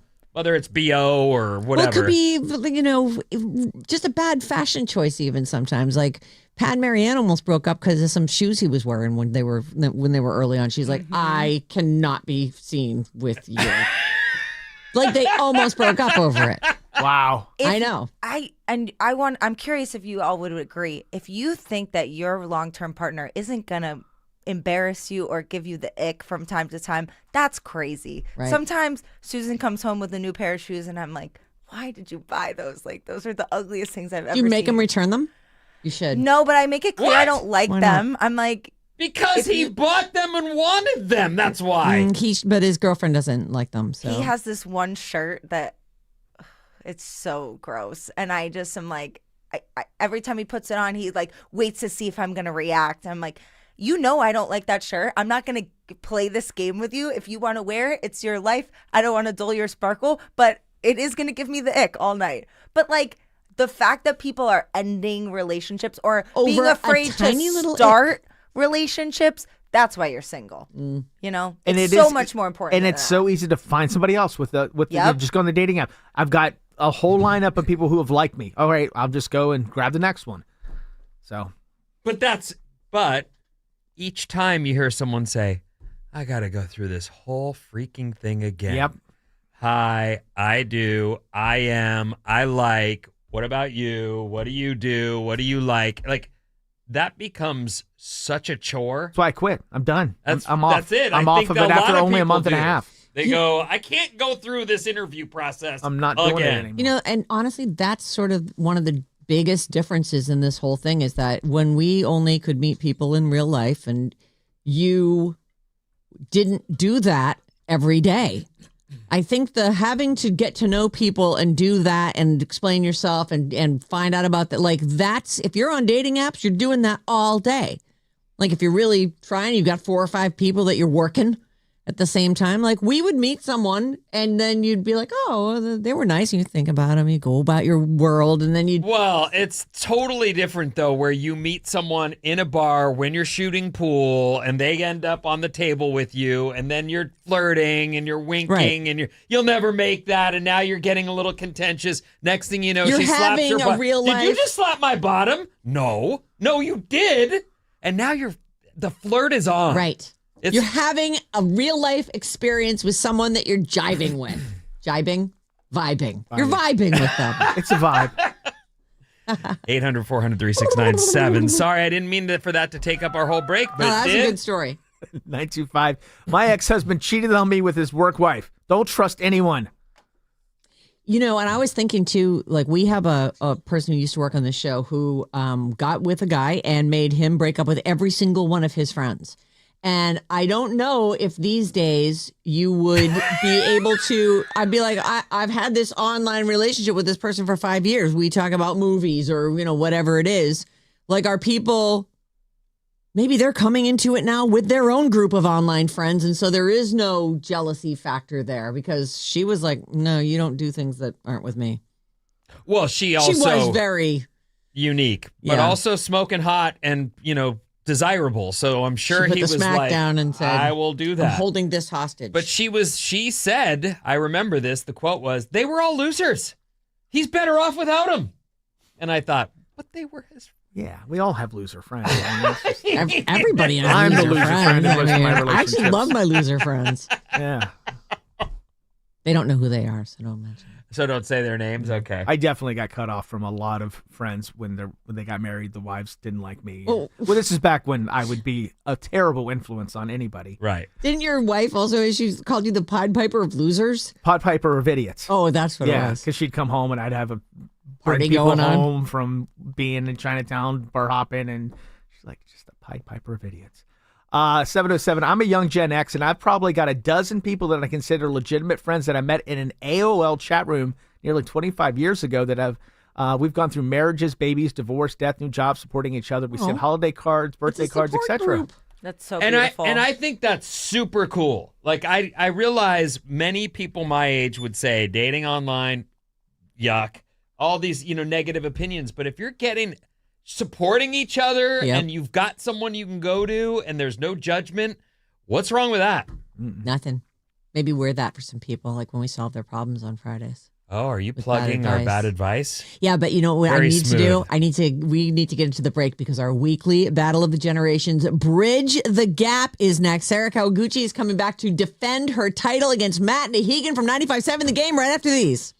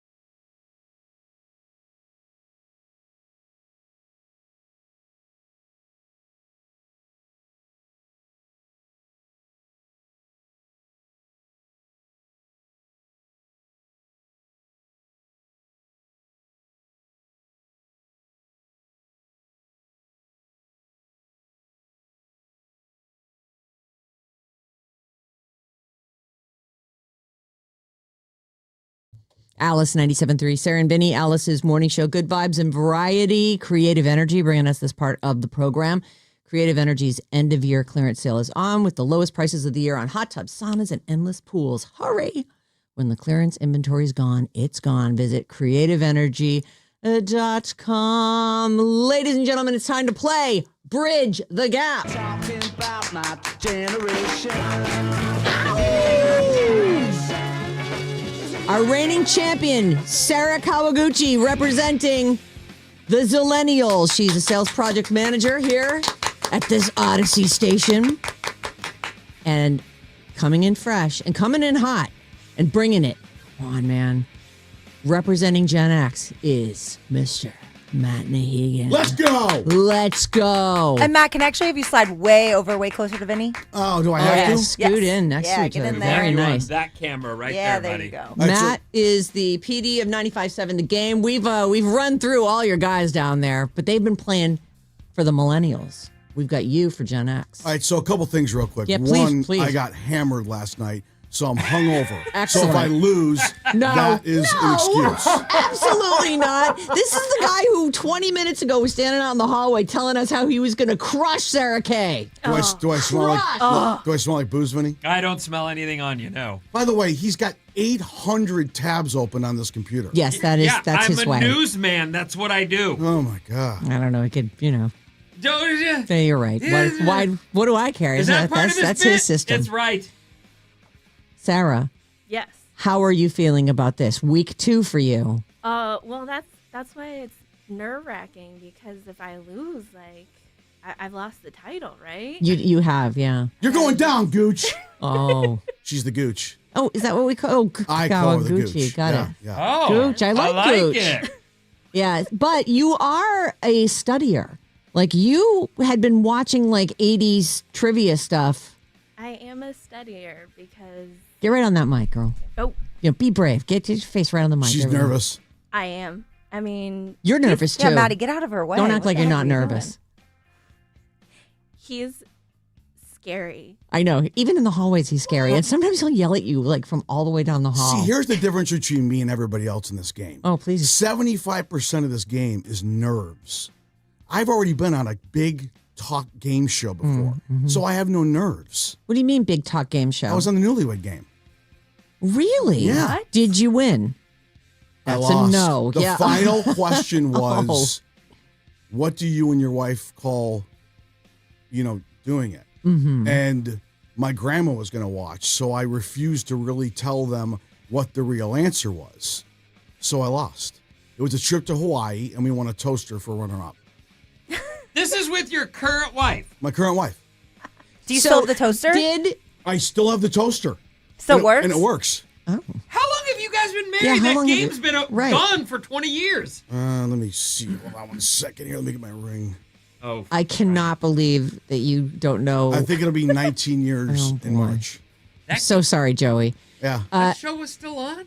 Yeah, it's been Carly on, Wilson. Carly Wilson, is that right? Carney Wilson, yeah. She was Oh, the she was host. the Yes. She Oh. gave me 2 shots of Jägermeister. Who cares before. if someone in your family is gonna? She gave you It was shots my before grandma. So what? No, I can't do it. I refuse to do it. Mm. So we lost. No trip to Hawaii, but a toaster. Well, we're not going to ask you, euphemisms for doing it on the show, but we are going to ask. Here's how the game works.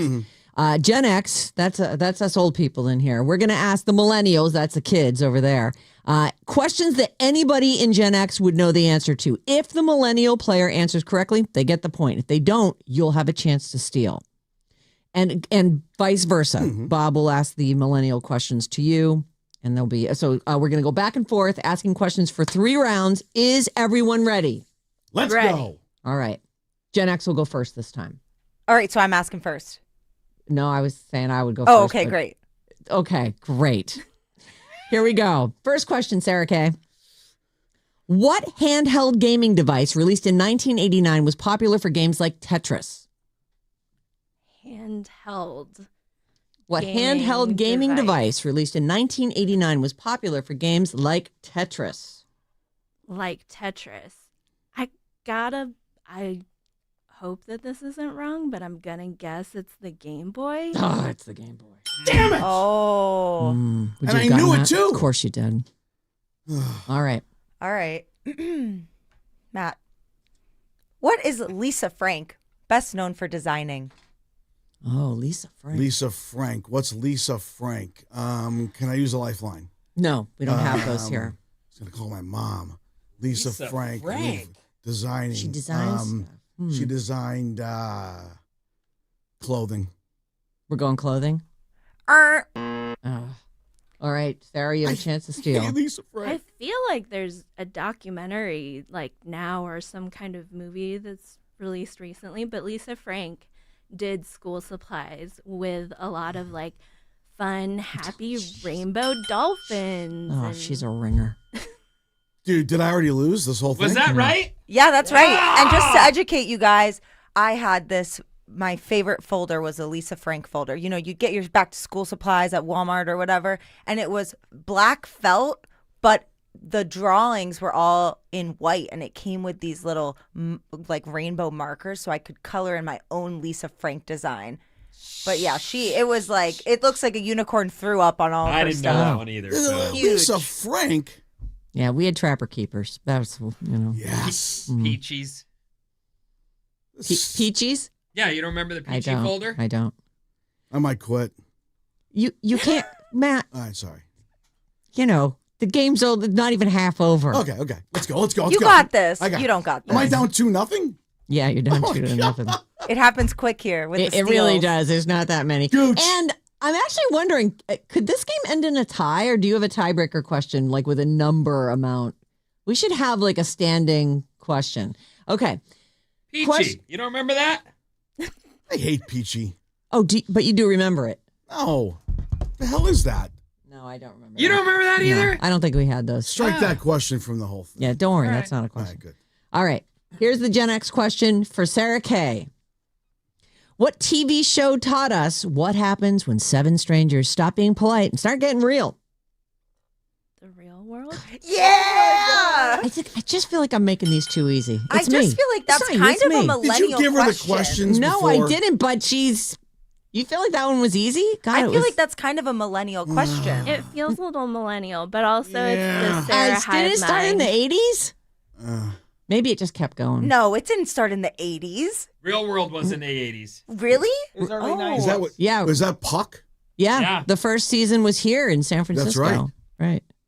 I feel like it was in the 80s on MTV. All right. Who cares? We lost another one. Ready? Here we go. You got Millennial this question one. for you. You Matt got this. Nahigan. The Real World, they say here. Wait, no, that's not right. There were several iterations of Yeah, it. this one says 2014. No. That's definitely not right. All right. Here we go. Next question. What makes a cosmic brownie so special? There's marijuana in it. Is that your final answer? She laughed. There's laughter. Yes. No. Sarah? I did not ever have cosmic brownies growing up, but I assume that it's the rainbow sprinkles on top. It sure is. This is utterly ridiculous. What kind of questions are these? Someone's a sore loser. I demand a recount. That was whole a prime snack for millennials when we were in grade school. You might have had an extra 25 cents, 50 cents after you paid for lunch, and you could treat yourself to a cosmic brownie or some Gushers. redo. The Mill Valley baseball moms are really disappointed in me right now. They're all listening. They love me. By the way, the Real World started in 92. Oh, all right. That sounds right. Still before you were born. True. But it went on. I mean, it was still going on in like 2005, I feel like. Oh, yeah. I mean, he just said 2014. That's a 2019 revamp. is the last time that aired. Now I'm like super questioning my third question here. Lisa Frank cosmic brownies. That's gonna haunt me. Lots of rainbows for Yeah, that's the us. theme. All right, so who's next? We are. I'm looking at the rest of my This is the questions. last question, I don't right? love these questions.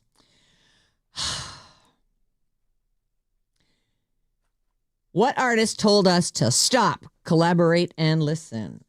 Ice is back with a brand new edition. Oh, wow. Sarah! She's good. Mm.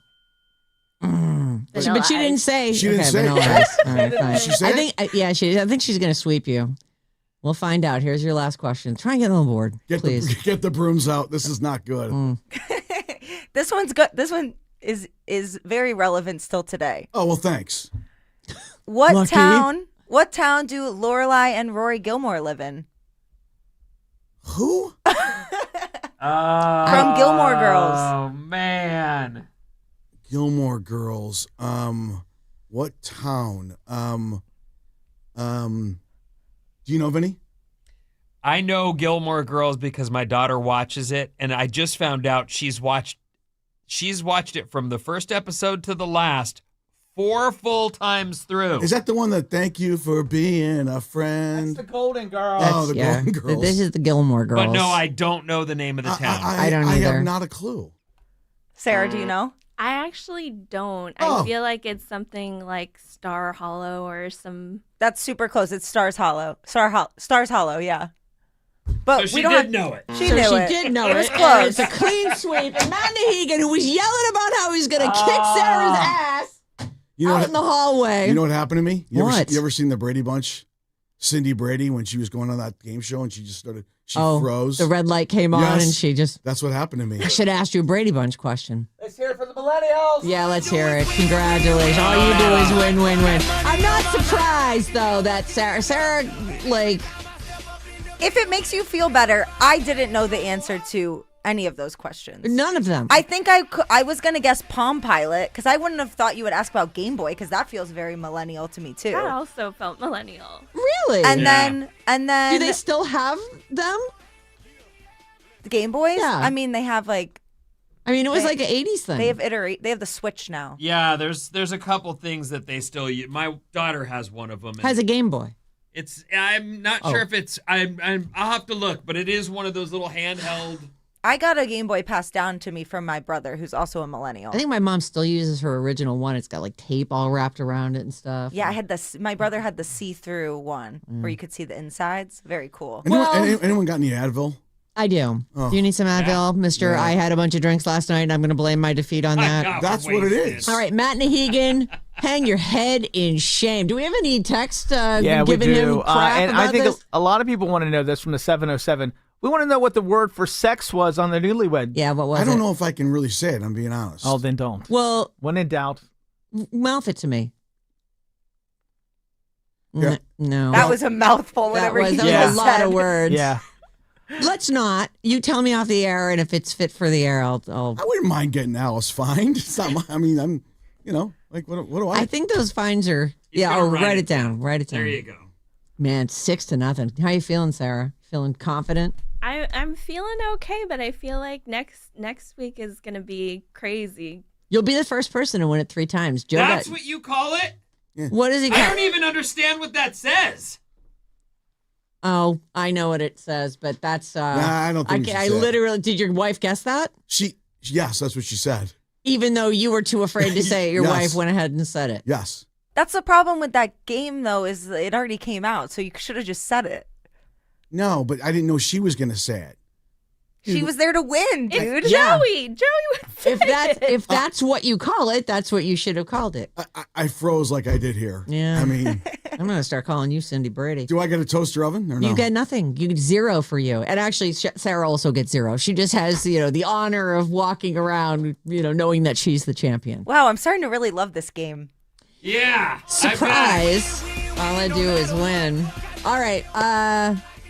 Thank you very much. We'll see Sarah back here next week. I'm going to make the questions wicked hard for her. Can I come back next week or no? No. No. Loser! Maybe at some point we'll have you back if you want to try and redeem yourself. But I'm never putting you against Sarah Kay again. Thank you, Forget it. Matt. Matt Nahigan, Sarah Karaguchi.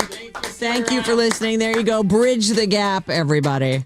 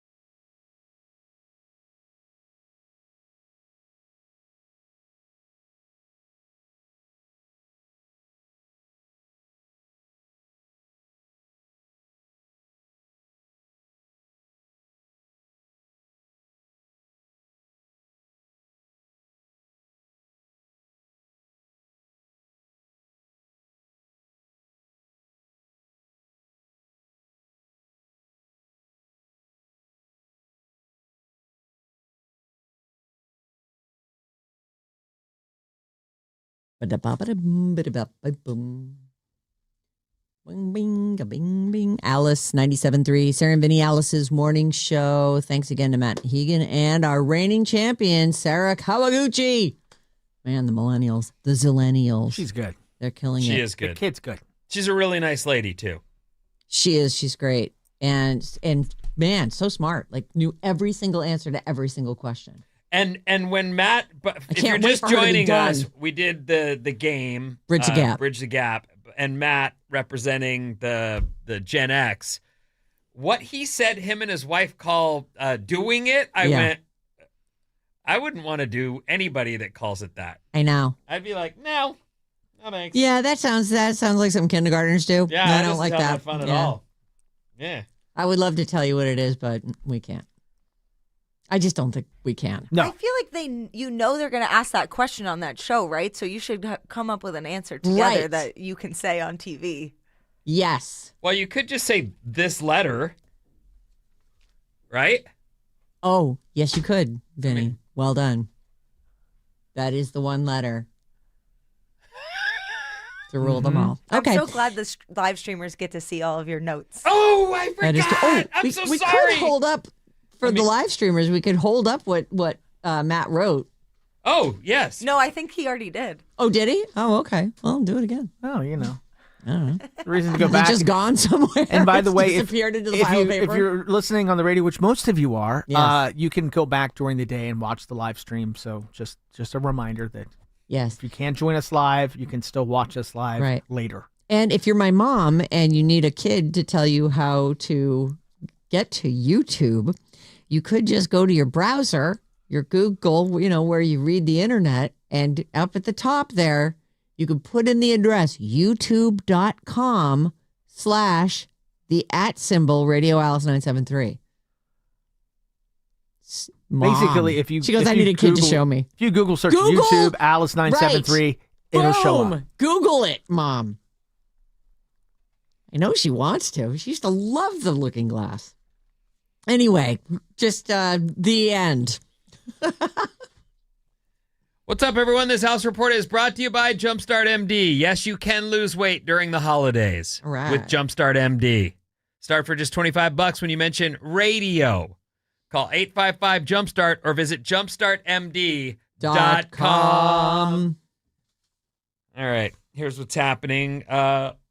If you still have morning clouds, and we don't, it looks like, over the city, Yeah, it the looks fine beautiful. city of San Francisco, as we broadcast live from Studio 9, it will clear up, and we will see sunshine today and highs in the mid-60s. There's that.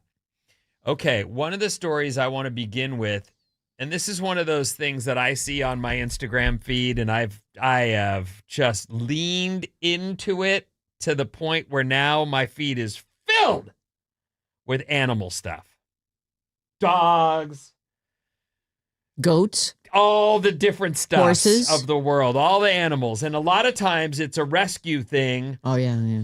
I think that the page is called the Dodo, but they show these rescues and often Animals that have caught them, like even a wild animal caught in a net or Yeah. something. And there's times when I think, yeah, but you cutting a man-made net that obviously was dumped there by a man and caught up on a whale, it doesn't feel like that should have happened in the first place. Right.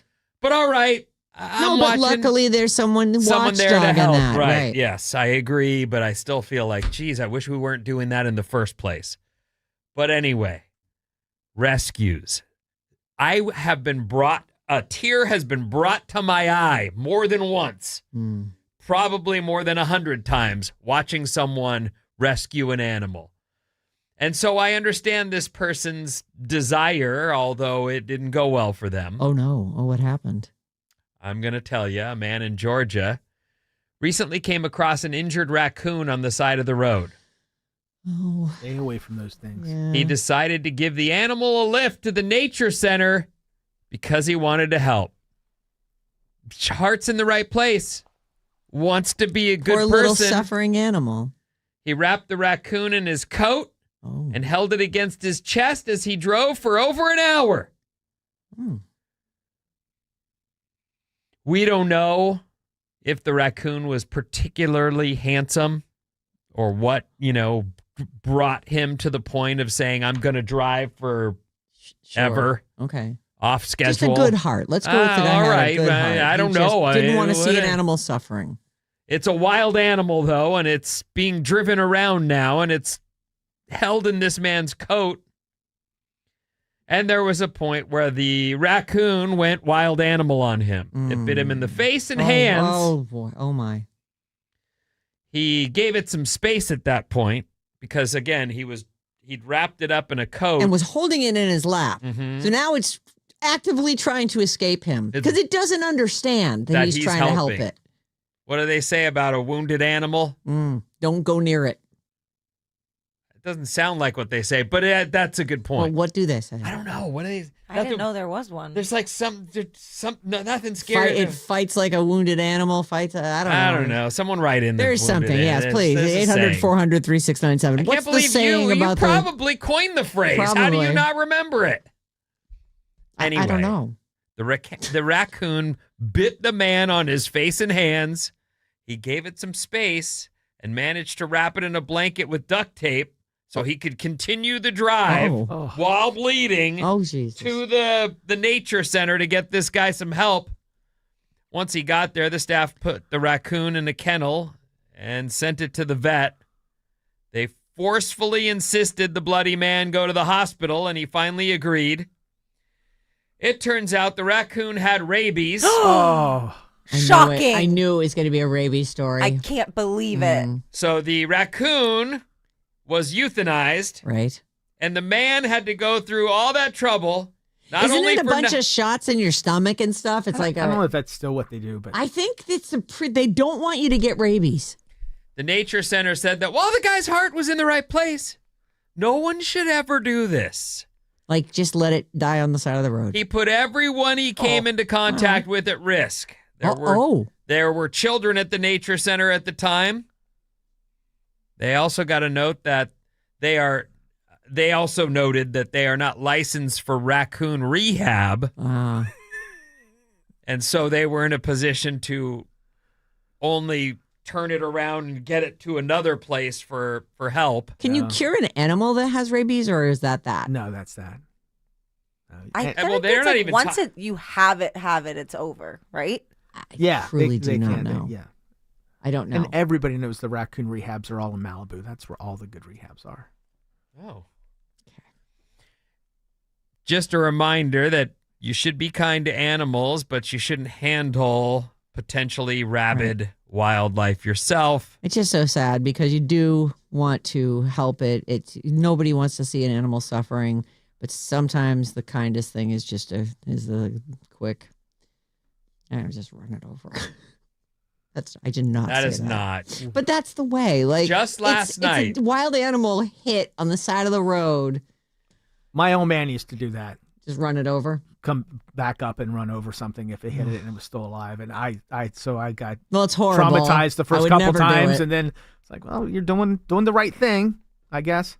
Edie calls me into her room last night and says, "There's a spider by my what do they call those calendars that count down to Advent calendar? But there's a spider by my Advent calendar. Can you don't come want to get open it?" that door.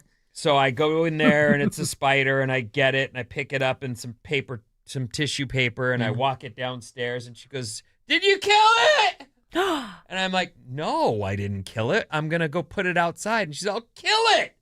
And I'm like, "Edie, this is a little life. I'm not going to kill it just because you don't want it in your room. Aww. It's going outside." You need to show them James and the Giant Peach. I'll show him. Yeah. I'll show him today. Do it. That one, it's like, I already didn't kill spiders, but I just felt like, in an alternate universe where suddenly that spider is big and could help me. Not only do I not kill the spiders, I just leave them there. Me too. Well, I would like to just have leave done them that there as well, too. but I was called into action. You're raising wimps. John won't do Almost that. forgot. He knows not to kill it in front of me, but if I see one, I won't point it out to him because I'm like, who cares? It's, if there's any bugs, that thing will eat them. That's great. Yeah, they're not bad. No, they're not. And they don't come after you. They Right. can't even probably see the whole of you. I've told they're so both small. my actually their mom too is the same way. Runs from however much you weigh, that's how much more you weigh than that thing, because that thing doesn't even tip a scale Right. at all. A spider bite is bad though. Like on the rare occasion that someone gets a spider bite, even the ones that aren't. Do you remember the one I got on the eye? I do. My whole eye closed. I was wearing sunglasses in here because I didn't want anyone to. It's like, when your eyes are screwed up, it makes other people's eyes water. Mm-hmm. Like, Anyway, yeah, spiders will do that. They can bite you and cause you trouble. Right. Next story. All right. I can't believe this is the first time I've thought about it, and it's the first time it's going to come up, probably in most of your lives. What are you doing for New Year's Eve? It's right around the corner. I actually don't have plans. My one friend is trying to do another bar crawl. I just don't enjoy those. Bar crawls? Yeah. You love drinking. I don't want to go on a bar crawl. They're really expensive. They get messier and messier. Yes. That's kind of the point. Yeah, I don't like them. I mean, when I was a kid, I'm sure I would have enjoyed that. But we did a couple years in a row. We did them, and I just was not. I just didn't want. Like I'm here. I'm seated. I'm having a drink. Why do I want to get up and figure out how we're getting to the next? I just didn't want to. So last year, I think I just had a few people over. Maybe I'll just do that again this year. You can bar crawl. Stop at my house, Bob, while you're on the road, and bar crawl. I'm going to Mexico. Oh yeah. What are you doing, Vinny? You're going to Mexico. Down to Puerto Vallarta, where my friends have their house that I was at this summer. They have an amazing fireworks show and drone show there. Drone show? Yeah. Oh, I like drone shows. Yeah. I get the whole deal down there. All right. No, I have no plans, none whatsoever. But here are... Well, you should probably ask your wife. Yeah, she may know. I bet you do have some plans. The best cities for New Year's Eve celebrations include... And number one is surprising to me, although Orlando is a big destination for theme parks. Yeah. That's number one. Oh, number two is Vegas. Oh, yeah. And then number three is New York City, which I would have expected that to just always be a lock at number one. I remembered as I was preparing this story that Christina had been to New York for New Year's Eve. I didn't remember if she loved it or not, so I wrote her and asked, and I said, "Did you like New Year's Eve in NYC?" Yes, best time, one of the best memories. Huh? And yet she told me that they like lock you in a. So you're talking Times Square. Yeah. When they drop the ball. She was there. She was partying, and I'd want to fringe that for sure. I get that there's all kinds of stage entertainment, but everything you've said about that night sounds awful. Times Square it's a nightmare to go to. A nightmare. You're in a very enclosed area. You can't leave. If you got to go to the bathroom, good luck. And if you're a drinker, which most people are, you got to make sure you bring some booze in and get it past the cops. And then you're just stuck in there. It's just crowded. And then trying to get to the subway afterwards, don't even get me started. It's a mess. Don't do it. Yeah, she loved it. Ugh. Seattle and LA round out your top 5 places to go and celebrate New Year's Eve. San Diego came in at 6. San Francisco at 9. Okay. All right. Is Boston on there? They do pretty good. Boston. I've had a lot of fun in Boston on New Year's Eve. Anaheim. Oh, Disneyland. Oh, right. Durr, George. I should know Makes that. sense. Boston comes in at 17. Oh. Philly at 20. Irvine at 23. Irvine's making a lot of these lists lately. Well, it's Orange County. It's down south. It's Orange County. It's like a nice place to live. I grew up there. Yeah. It was. I mean, when I grew up there, it was being built. So it was super fun. Now it feels like just suburbia. It's done. Miles and miles. They've cemented in everything. There's no more farms. Yeah. No more orange groves. Nope. Anyway, so there you go. If you're looking for an adventure, Orlando, Florida is the number 1 New Year's Eve destination. All right. Now we know. I love Disney World. You should take the girls. I want to, but But you need time there. It's not like Disneyland where Right. you can get through the whole park in one day. There's so much. I know with kids, that's what comes with kids. You are going to travel and you're going to go places. I like when we get on vacation and I'm home. I like where I live. I do too. I have my surf spots and I love have a my bed staycation. and I don't have to be all, oh, geez. What are you doing over vacation? Are you going to go anywhere? I'm going to go surfing. And that's it. Yeah. You guys are staying home. We are too. Yeah, I'm excited about it. We have a lot of little fun things planned. It's that time of year. Right. I love where we live. Mm-hmm. I don't want to leave it. I like it. I'm here, working and doing all this stuff. When I'm off, I'd love to stay here and do just all the fun stuff. Yeah. Yeah. Right. The things you can do because you don't have to go to bed early. I have a question about Puerto Vallarta. Yes. What is for you the draw? Just to get the hell out of here, or is it because you don't drink? The beach is great there. Oh. And so you go hang on the beach? Yeah, my guys do it. They have a club that they belong to. Sayulita? What is the beach there? I don't remember, but it's nice. So and we eat out like at really nice places, like for lunch and dinner, and that's just it's. And these are the Gabers. These are my Gabers. That's who I'll be kissing on New Year's Eve, most likely. I love your Gabers. I was nice. I ran into one of them. Robbie, and they're who's the guy? Their houseboy. Yeah, who's the guy in the bird cage? Gracia. No, it's something. Spartacus. Spartacus. Yes, they have a Spartacus. It was right there, and then you said it, and I went, "Oh, she unlocked it." Yeah, it's great. He cooks. He's awesome. I love him. They brought him to Alice in Wonderland. I'm like, oh, hey, number 3. Spartacus. That might be that dude's best role. Oh, I agree. What's his name? Hank Azaria. Hank Azaria. Yeah. He doesn't need to take any roles. He does voice work and has for years and years and years. Let's see what Hank Azaria's net worth is. Don't you guys look it up. I'm going to look it up and quiz you. While you look that up, the top 10 life decisions people stress over the most. Okay. This study asked people their toughest, most stressful life decisions and then compiled them in a list of the riskiest choices people are faced with. Here's your top 10. Okay.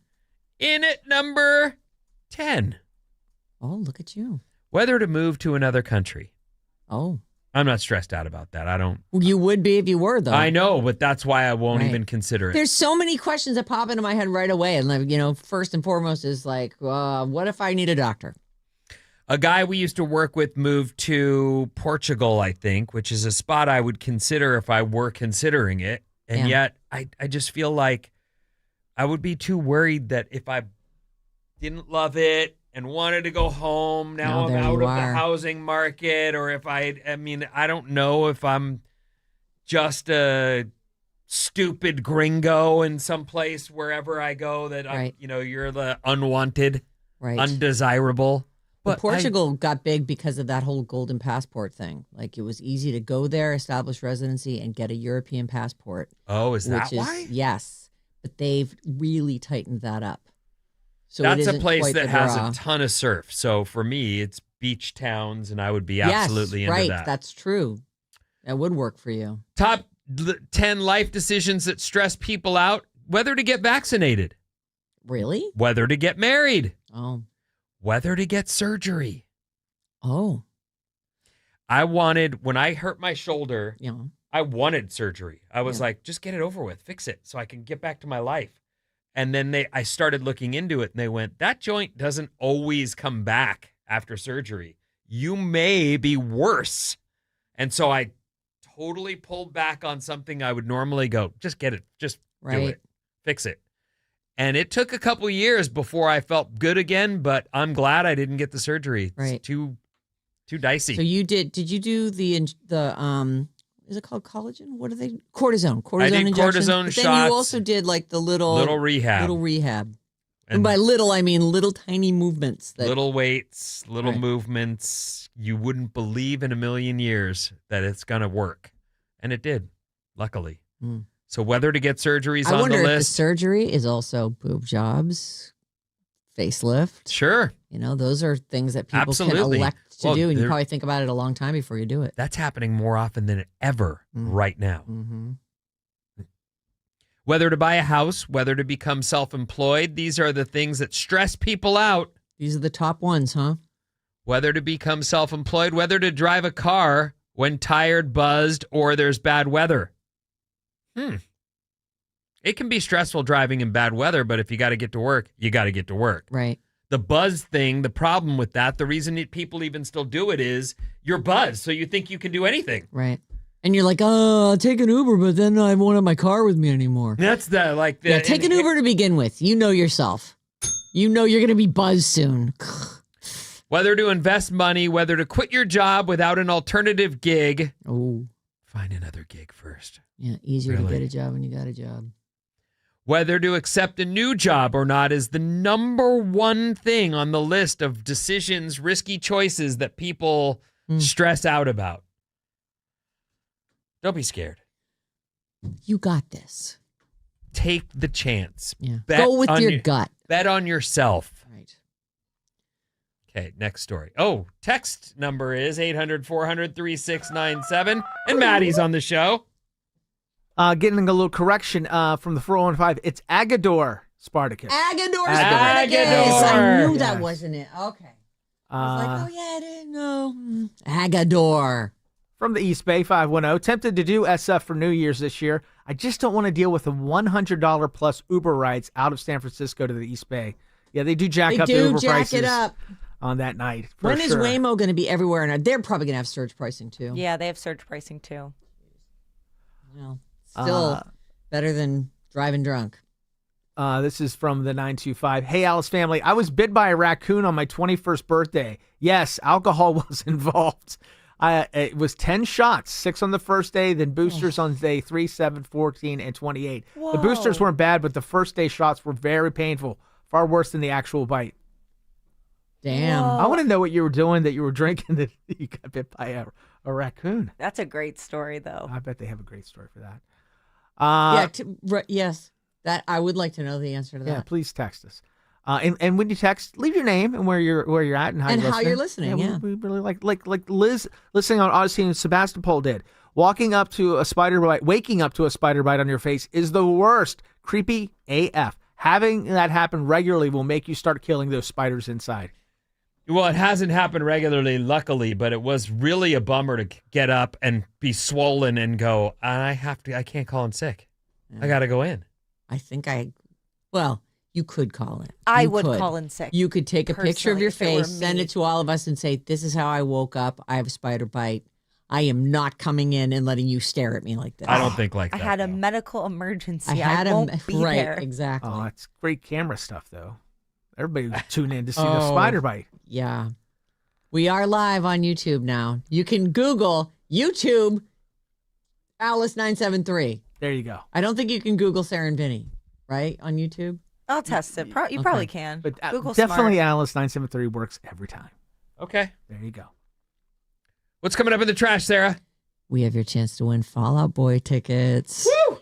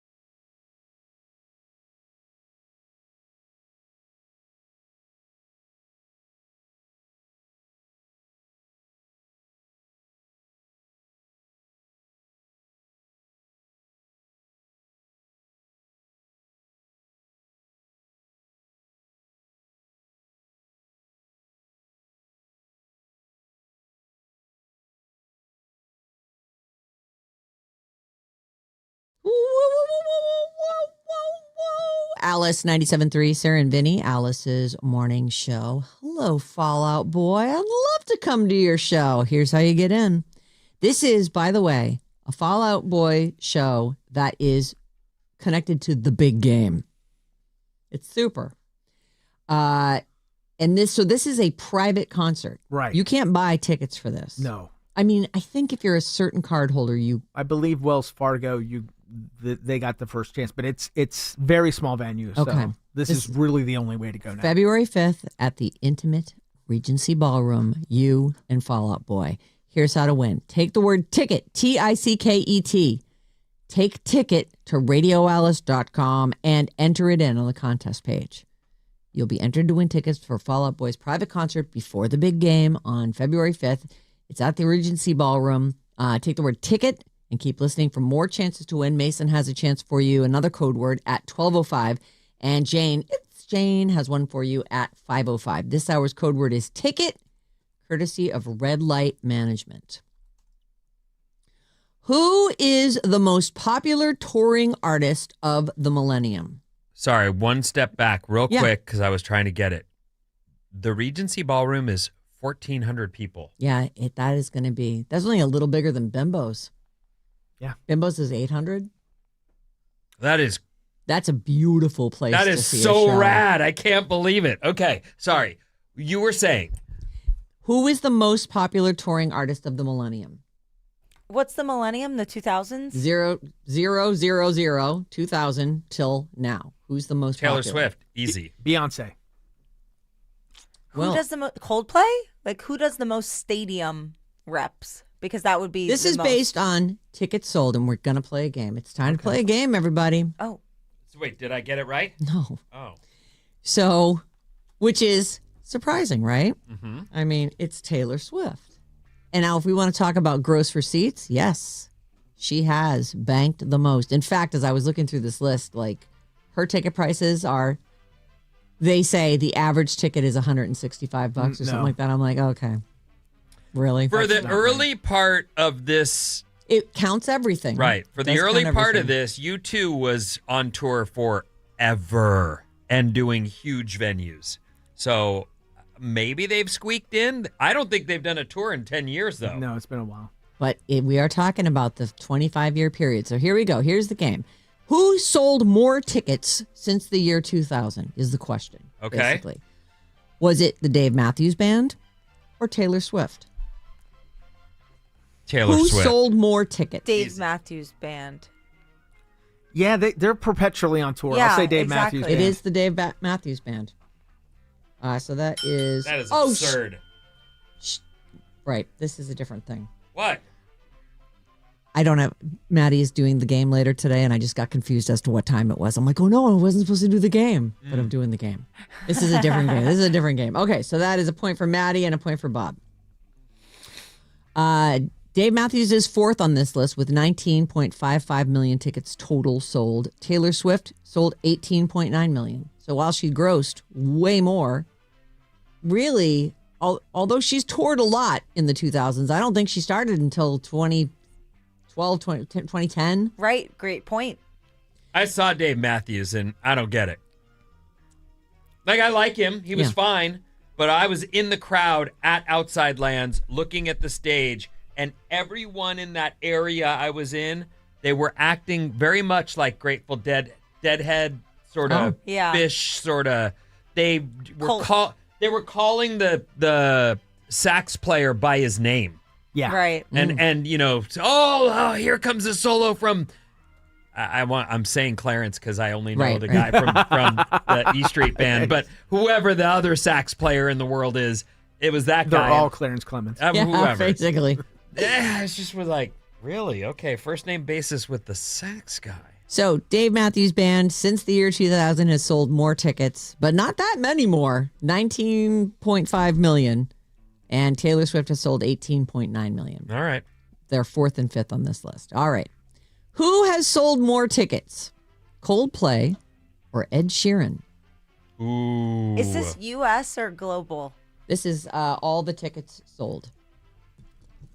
I don't have a breakdown. I'm gonna go. I'm gonna say. No answer. I'm gonna have to say Coldplay. All right. Me too, because I think they've been doing bigger venues for longer. Ed Sheeran. It is Coldplay. Ah! Maddie and Bob each have 2 points. Vinny has 1 point. I bet Ed Sheeran will take them over, though. Coldplay is number 1. I said and that. you did say Coldplay. Coldplay total since the year 2000 has sold 24.8 million tickets. Ed Sheeran has sold 19.6. He's number 3 on the list. Who has sold more tickets since the year 2000? Bruce Springsteen or U2? U2. You too. Bruce Springsteen. U2 is the correct answer. Wow, Bob's on a roll. U2 is number 2 on this list. They've sold 20 million tickets. Yeah, 20, they were 20.2. In those early years, they were on tour for. I don't think they got off tour. They'd finish and come up with a new stage show and go right back out. And that's Bruce- what Coldplay does, it feels like.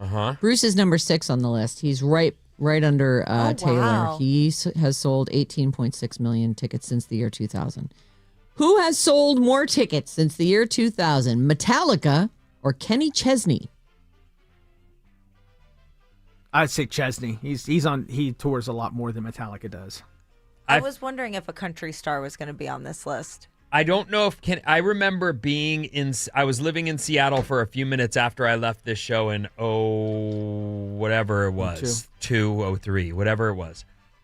And there was a time when I drove to downtown Seattle and it looked like the rodeo was in town. Like cowboy hats, cutoffs and boots and all the stuff. And I was like, what the? They were everywhere, like all over the city. They'd taken over. And I think it was one of his shows. Like he really has this touring monstrosity that you wouldn't expect.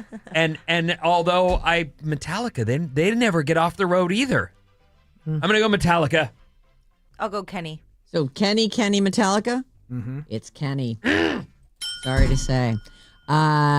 Kenny Chesney has sold, he's number 7 on the list with 18.2 million tickets, and Metallica's number 8, 15.6 million. And wasn't Kenny the guy that Fronte was going to go out with when the pandemic hit? Yes, I believe they had a whole tour set up together. And then it just went.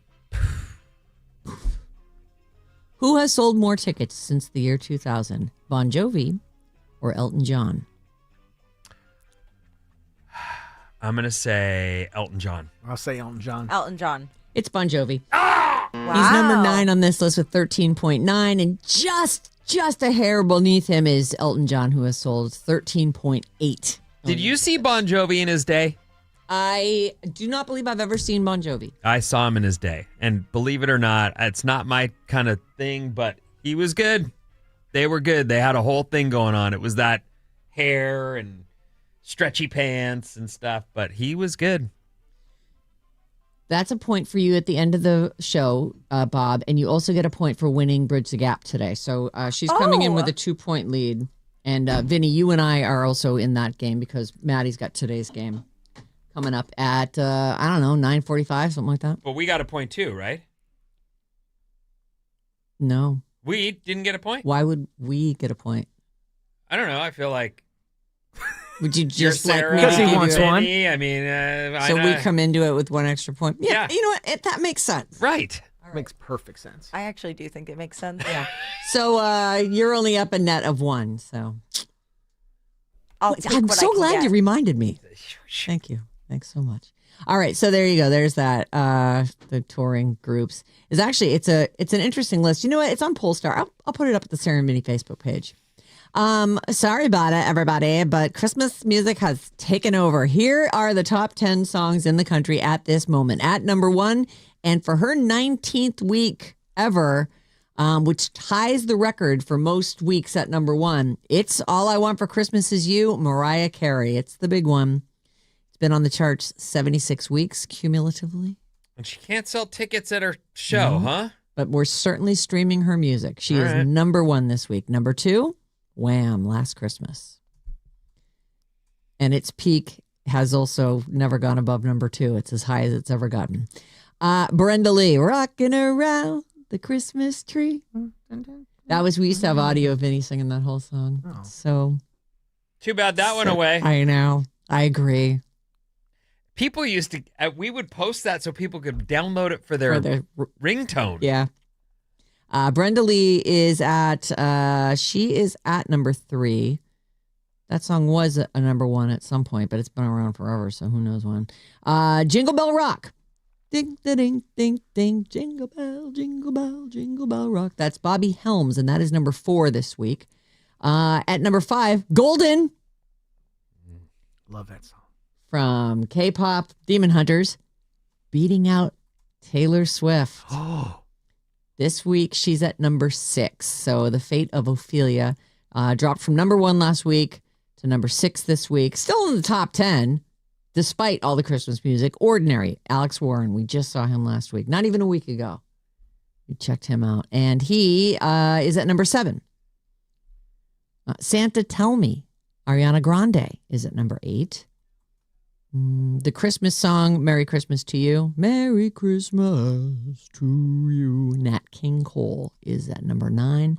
And Andy Williams, It's the Most Wonderful Time of the Year. It sure is, Andy. It sure is. It definitely is. I'm with him. Yeah. Let me see if I can squeeze in one more thing here. The David D4VD. Some of the evidence is being presented to a grand jury now. In fact, a record exec who's like a manager, I guess, for him. He's the president of David's touring company. He was grilled on Monday in front of a grand jury, basically on why didn't you call the cops? And he says, I just wanted to keep the tour going. The Golden Goose needed me to not call the cops. That's why. He said, this is apparently an overheard conversation in the hallway outside the actual courtroom. I said, I feel like I didn't have the responsibility to do that and just wanted to continue with the tour. So David is squarely in the crosshairs of the LAPD and the LA County District Attorney. As he should be. Everything points at him. They are presenting evidence to a grand jury, and if I see anything about that, I feel like it's taken a really long time, and I hope that the theory where they're just trying to get an ironclad case together is correct, because that's, you just can't be killing 13-year-olds that you take a shine to. What's coming up in the news, Vincent? That was a very dark statement. Thank you. Not about the news, but just prior to that part. Anyway, after the wrapping paper settles, after these. Oh.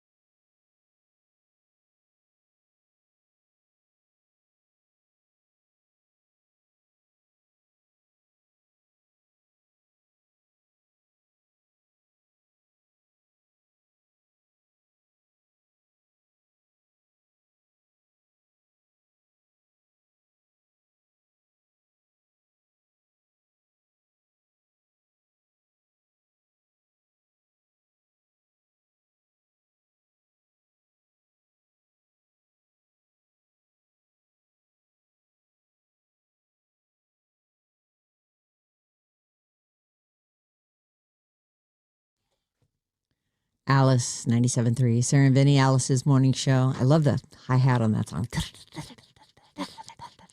I That didn't song's notice. a banger. It's great. Yeah.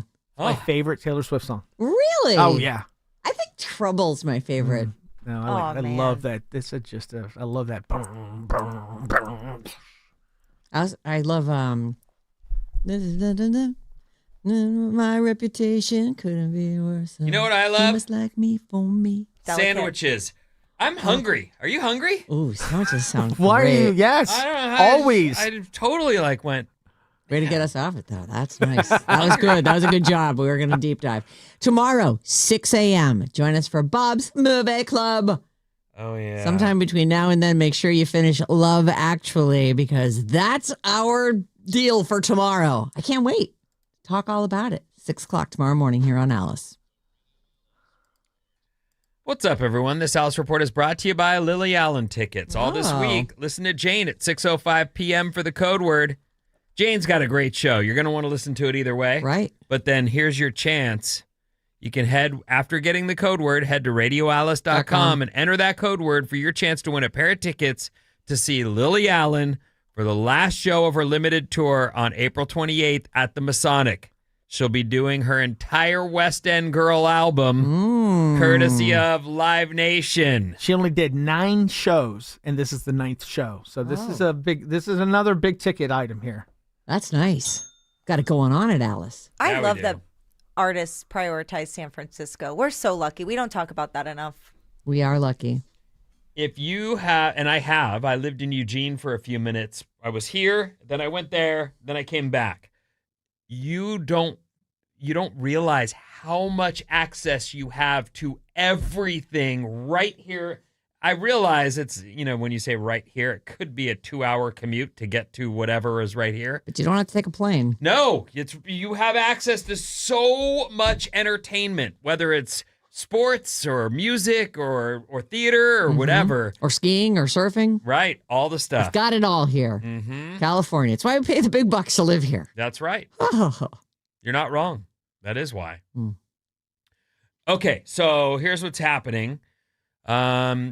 This is just funny because we did a little bit of talk about decorating your house yesterday, and that there was a guy who's in trouble not only with his HOA and his neighbors, but also with the city council because him decorating his home has caused so much trouble, not only with the neighbors going, the lights, it's like the sun is on our street, but also the tourism The that's traffic, coming through and in an effort to get in the spirit.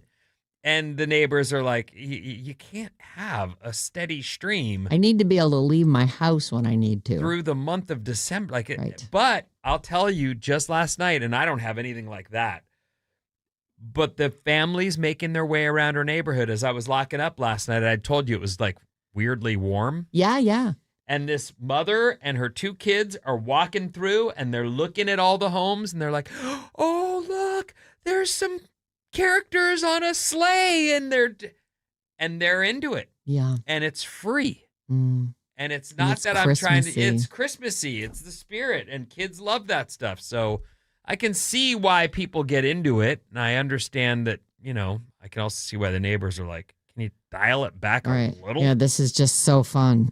But everyone is so into it that giant Santas are impossible to find this season. Oh, is that so? Christmas decor devotees are tripping because they can't get updated Santas.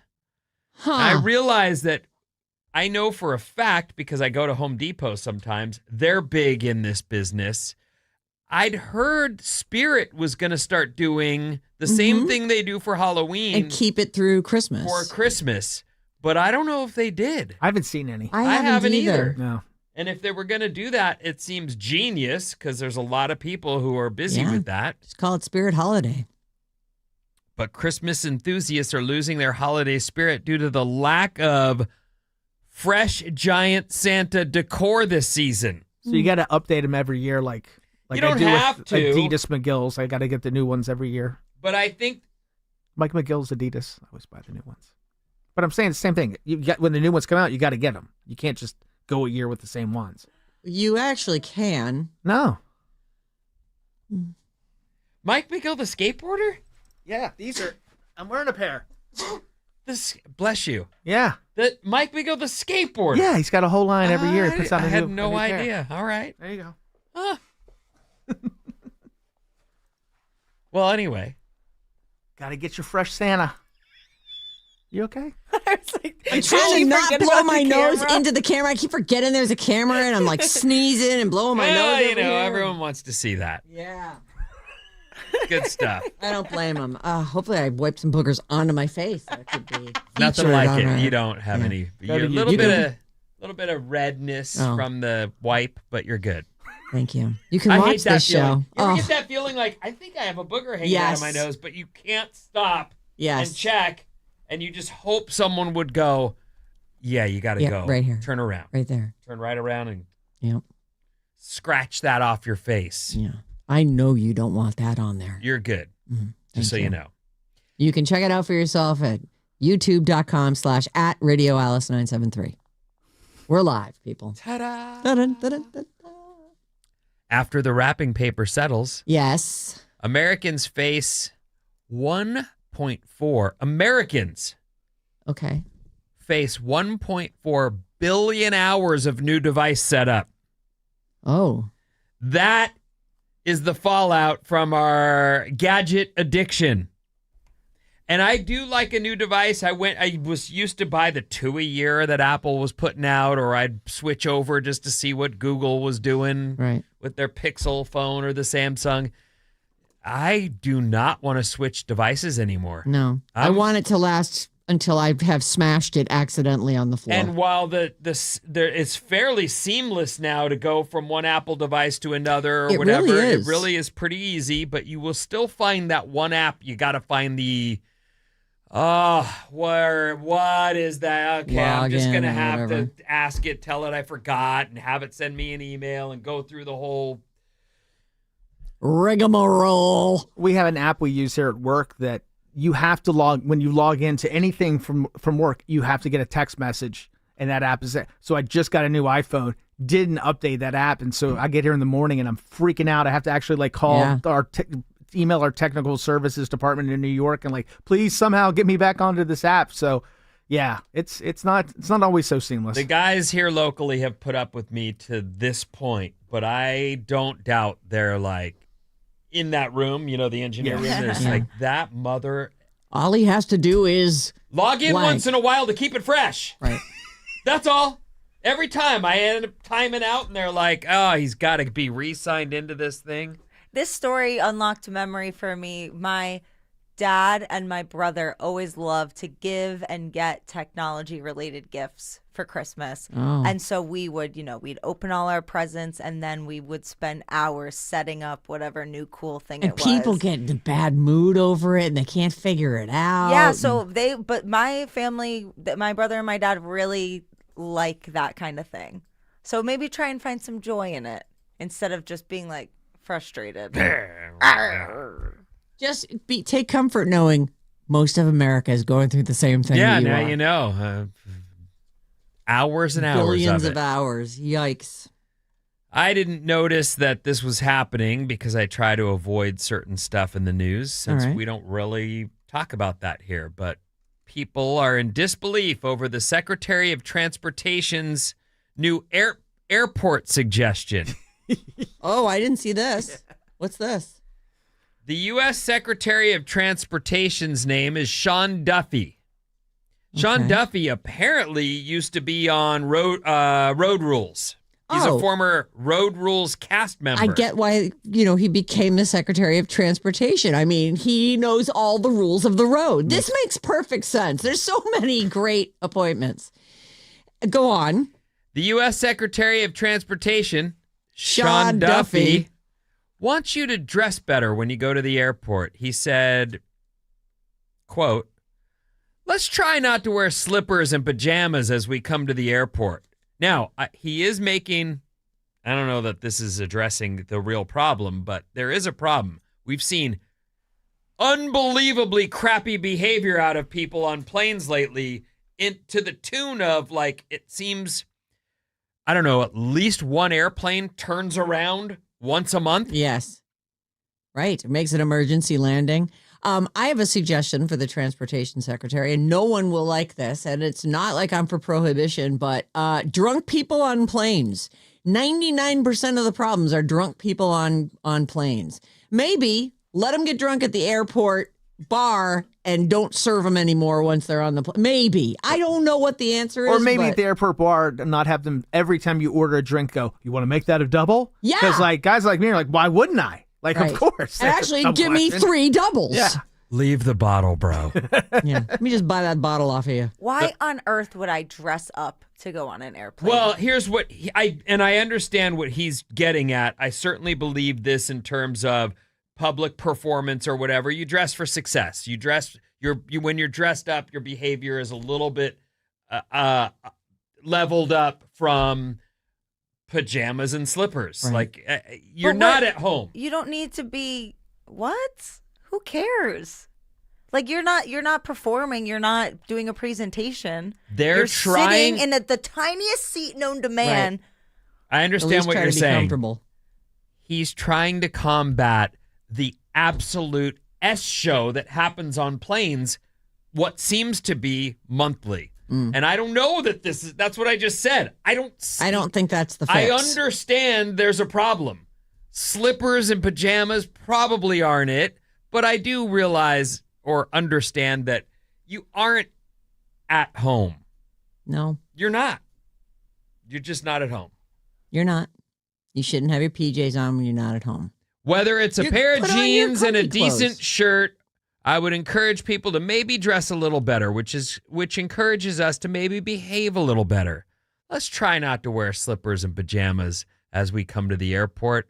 That might be a positive change. I don't really see people in. I fly a lot. I don't see people in slippers and pajamas. I'm not saying it's never happened. And if you really all the time. Is he Are you guys talking about the same thing? Like, is he talking about sweatpants and Crocs? Because people definitely fly in that. That's it. Yes, they do. Yeah. I don't know. I think it's funny, but they also have money and plan to start. And I'll tell you something. I used to go to the gym every day. I loved it. I love working out, and that's something that I've just always been into. But I'm not having the time for that anymore. I have a lot of other priorities. Where did you go to? Were you a Bay Club guy? I went to all kinds of different gyms all my life. Gold's Gym or Crunch was near me in San Mateo. But either way, I've always been Just go get a sweat on. I Yeah. want to work out. When I was visiting my mom, they have one of those parks where you're just dealing with, they built this thing in the park. Like a circuit. It's a circuit where you deal with your own body weight.